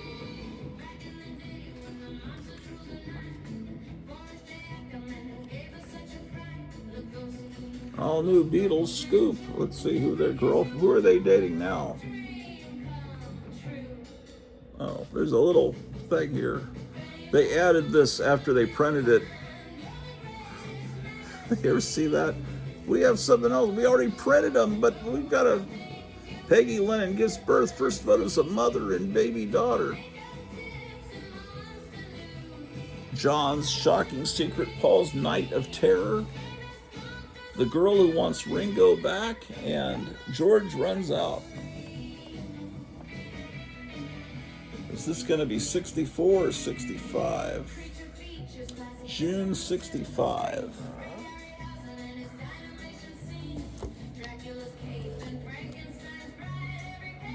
Another one of these Hollywood directories. We didn't just see this, did we?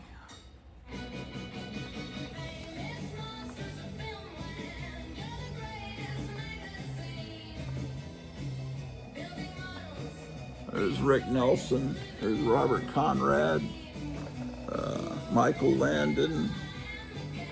This has got to be late 50s, this one.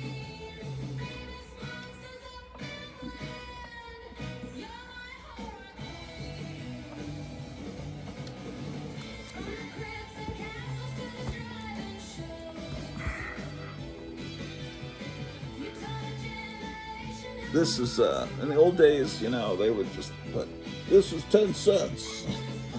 When they were selling them used, they didn't care, you know. Here's that way I can see what price it is. Otherwise, I have to get my reading glasses on.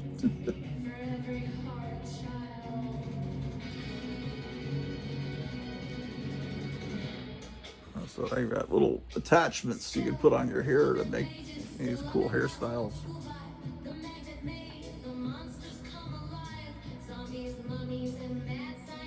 All right.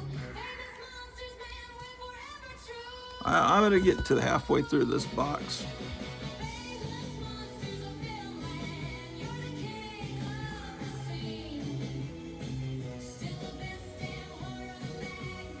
Who was that? That looked familiar. Oh, that's so weird to see Adam West with a mustache. I've never seen him with a mustache before. Why Linda Cristal's afraid to marry Adam West. I love him, but I'm scared, Linda says when the subject of marriage comes up. That's funny. June 1968. Well, by then the Batman wasn't Batman like off the, that was probably about the time it was canceled. Because it was on, it started in the middle of the 65-66 season. It started in January 66. So that was the first season. And then the second season was 66 to 67. Third season with Batgirl, 67 to 68. That's June. By that point, the show's pretty much off the air. That's probably why he grew the mustache. It's like, I don't want to be Batman anymore. I want to be Pancho Villa.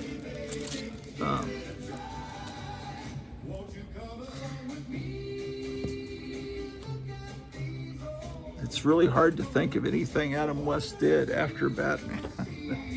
I honestly have to struggle to think, what did he do? This is a beautiful picture of Anne Margaret here on the cover of this one. And then Carol Baker's on the back cover. So already this magazine looks promising.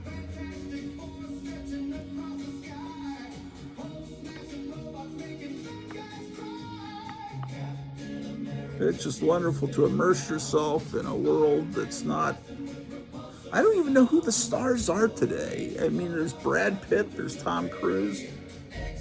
who's around today? I just don't even know. As far as girls, I know there's a Charlize Theron. I don't even really remember what she looks like. There's no stars that you instantly think of. Oh, look at this. Hollywood hippies. The new drug underground that threatens every star. But that's not what I was talking about. Look at this. First time, Shatner Nimoy, life stories and pics. Let's take a look at this.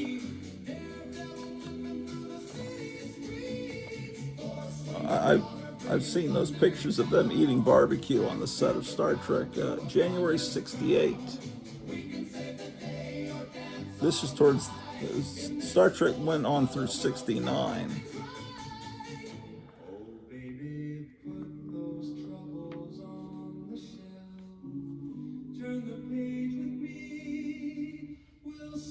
What to name the baby? Elvis is having some hard times thinking of a baby name.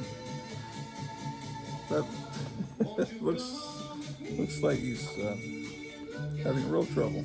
Okay, caught between two worlds. Leonard Nimoy's life and pics. Here he is in normal civilian clothes.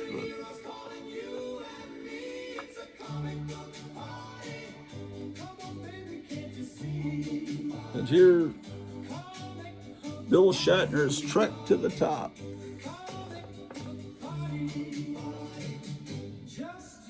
They said he refused to give back the wig they gave him for Star Trek. He just took it and wore it all the time.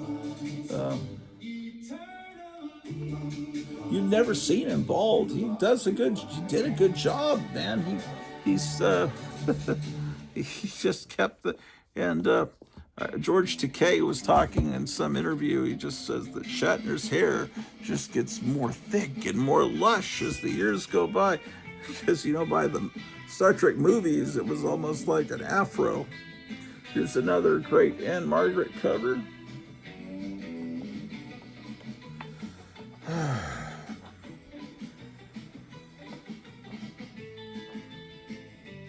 Ah, yes, a little feature on Anne Margaret.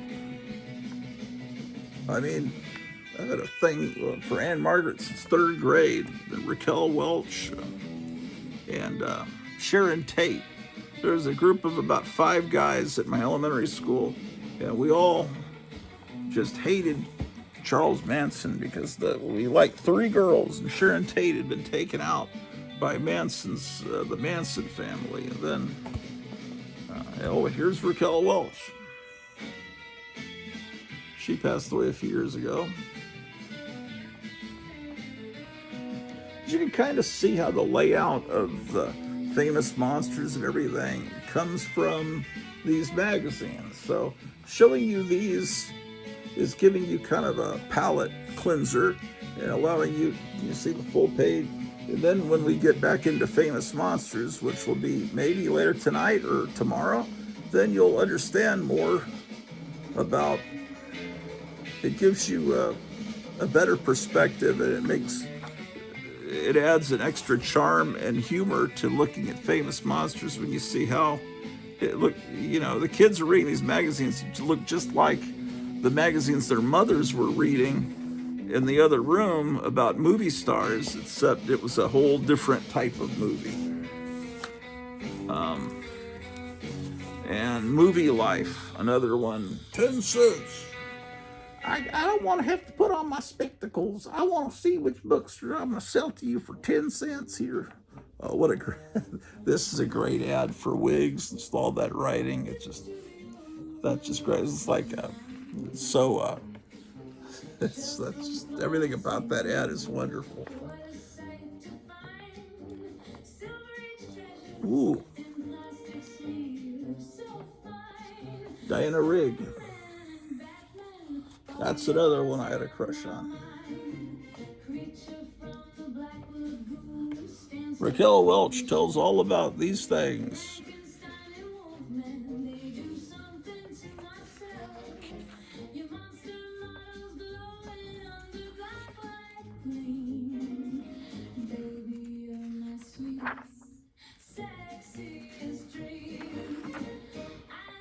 Interesting titles. I didn't know that John Wayne had a war on that. Ooh, yeah, this is a movie I remember seeing back in the days of the VHS days. This movie, The Honeymoon Killers. I think it was based on a true story, and it was like a grisly murder exploitation type movie. Come on, man. Okay, well then, that may be it for right now.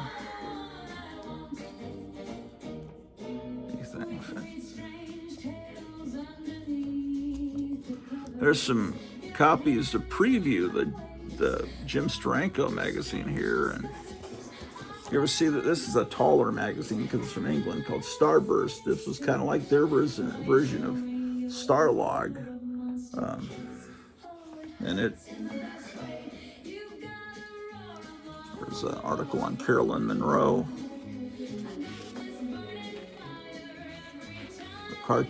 comic story.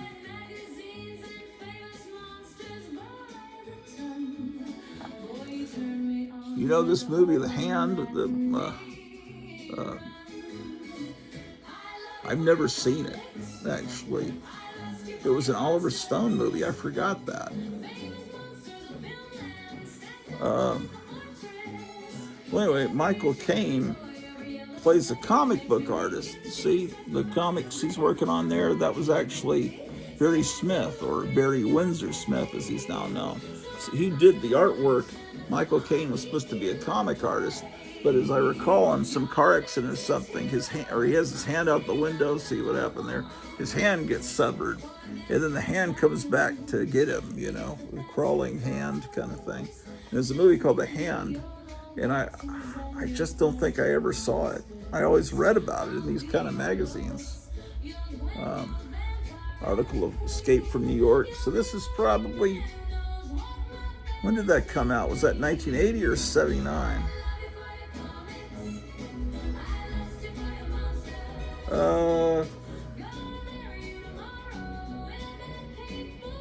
Publisher Stan Lee?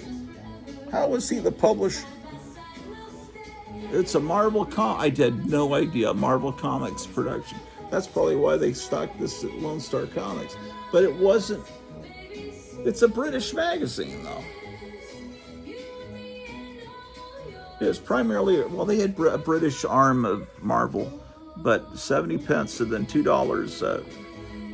They have the British price first, and it covers stuff like Doctor Who, and so it's. The Grottu Orloff show makes He an American. He is unfucking believable on KLIF radio. Okay, well, that's weird to find out. This was a Stan Lee production. Stan Lee at that point wasn't even around. I remember checking a book out of the library, and I photocopied the whole book there at the library. You had to pay to use the copier. All right, the great comic book heroes, and I copied all the pages, all the stories,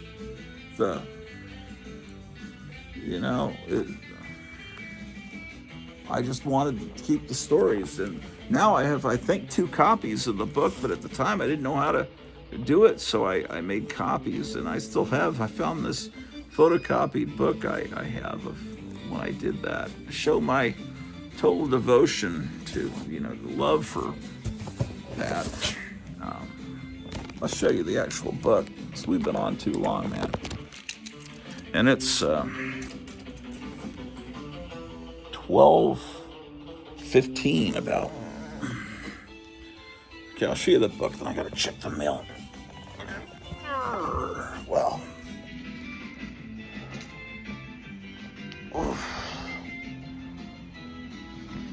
You know the book. It's a famous book. Came out in the mid-'60s. It reprinted the Golden Age origin of the Flash and Green Lantern.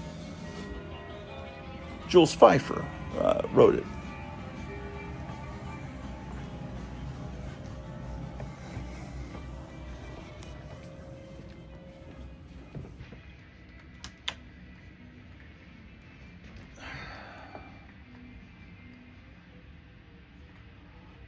Oh my gosh. Where would that be?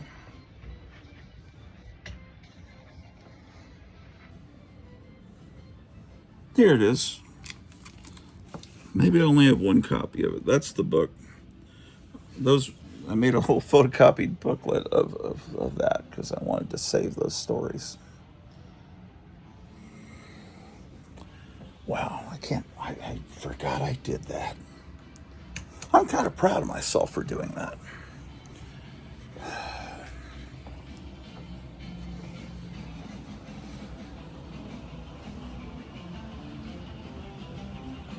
Well, thanks for accompanying me on these this little voyage into yesteryear.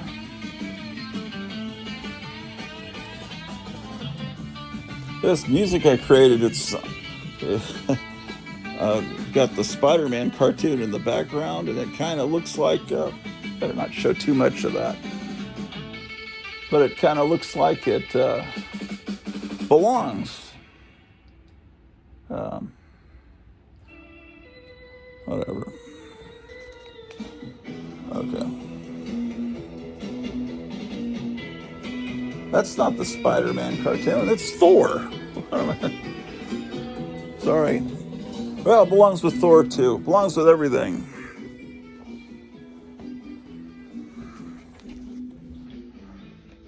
Oh, we got an Amazon Prime box. My wife ordered something else.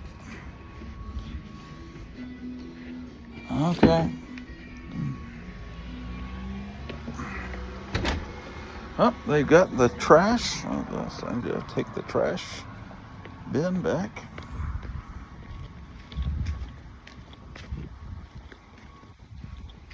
I don't need these, actually. These are for reading.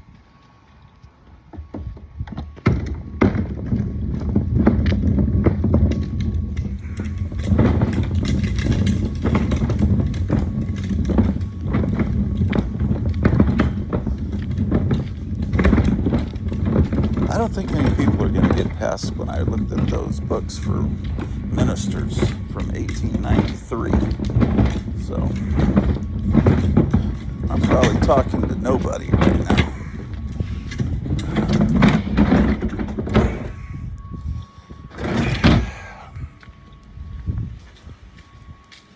Who cares? I'm having fun. There is mail. My gosh.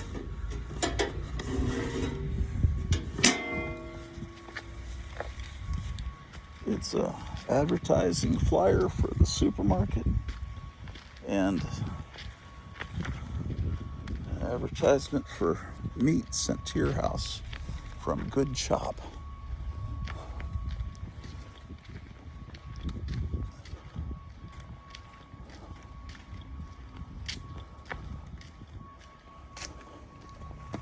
Ooh, that looks cool, those clouds. Well, we should be getting some bad weather by Thursday. I'm getting a package from Kevin at Gotham City Comics at some point. It says it's supposed to be delivered Friday, but today is Tuesday and it's in Kansas. It's 2.5 hours drive away.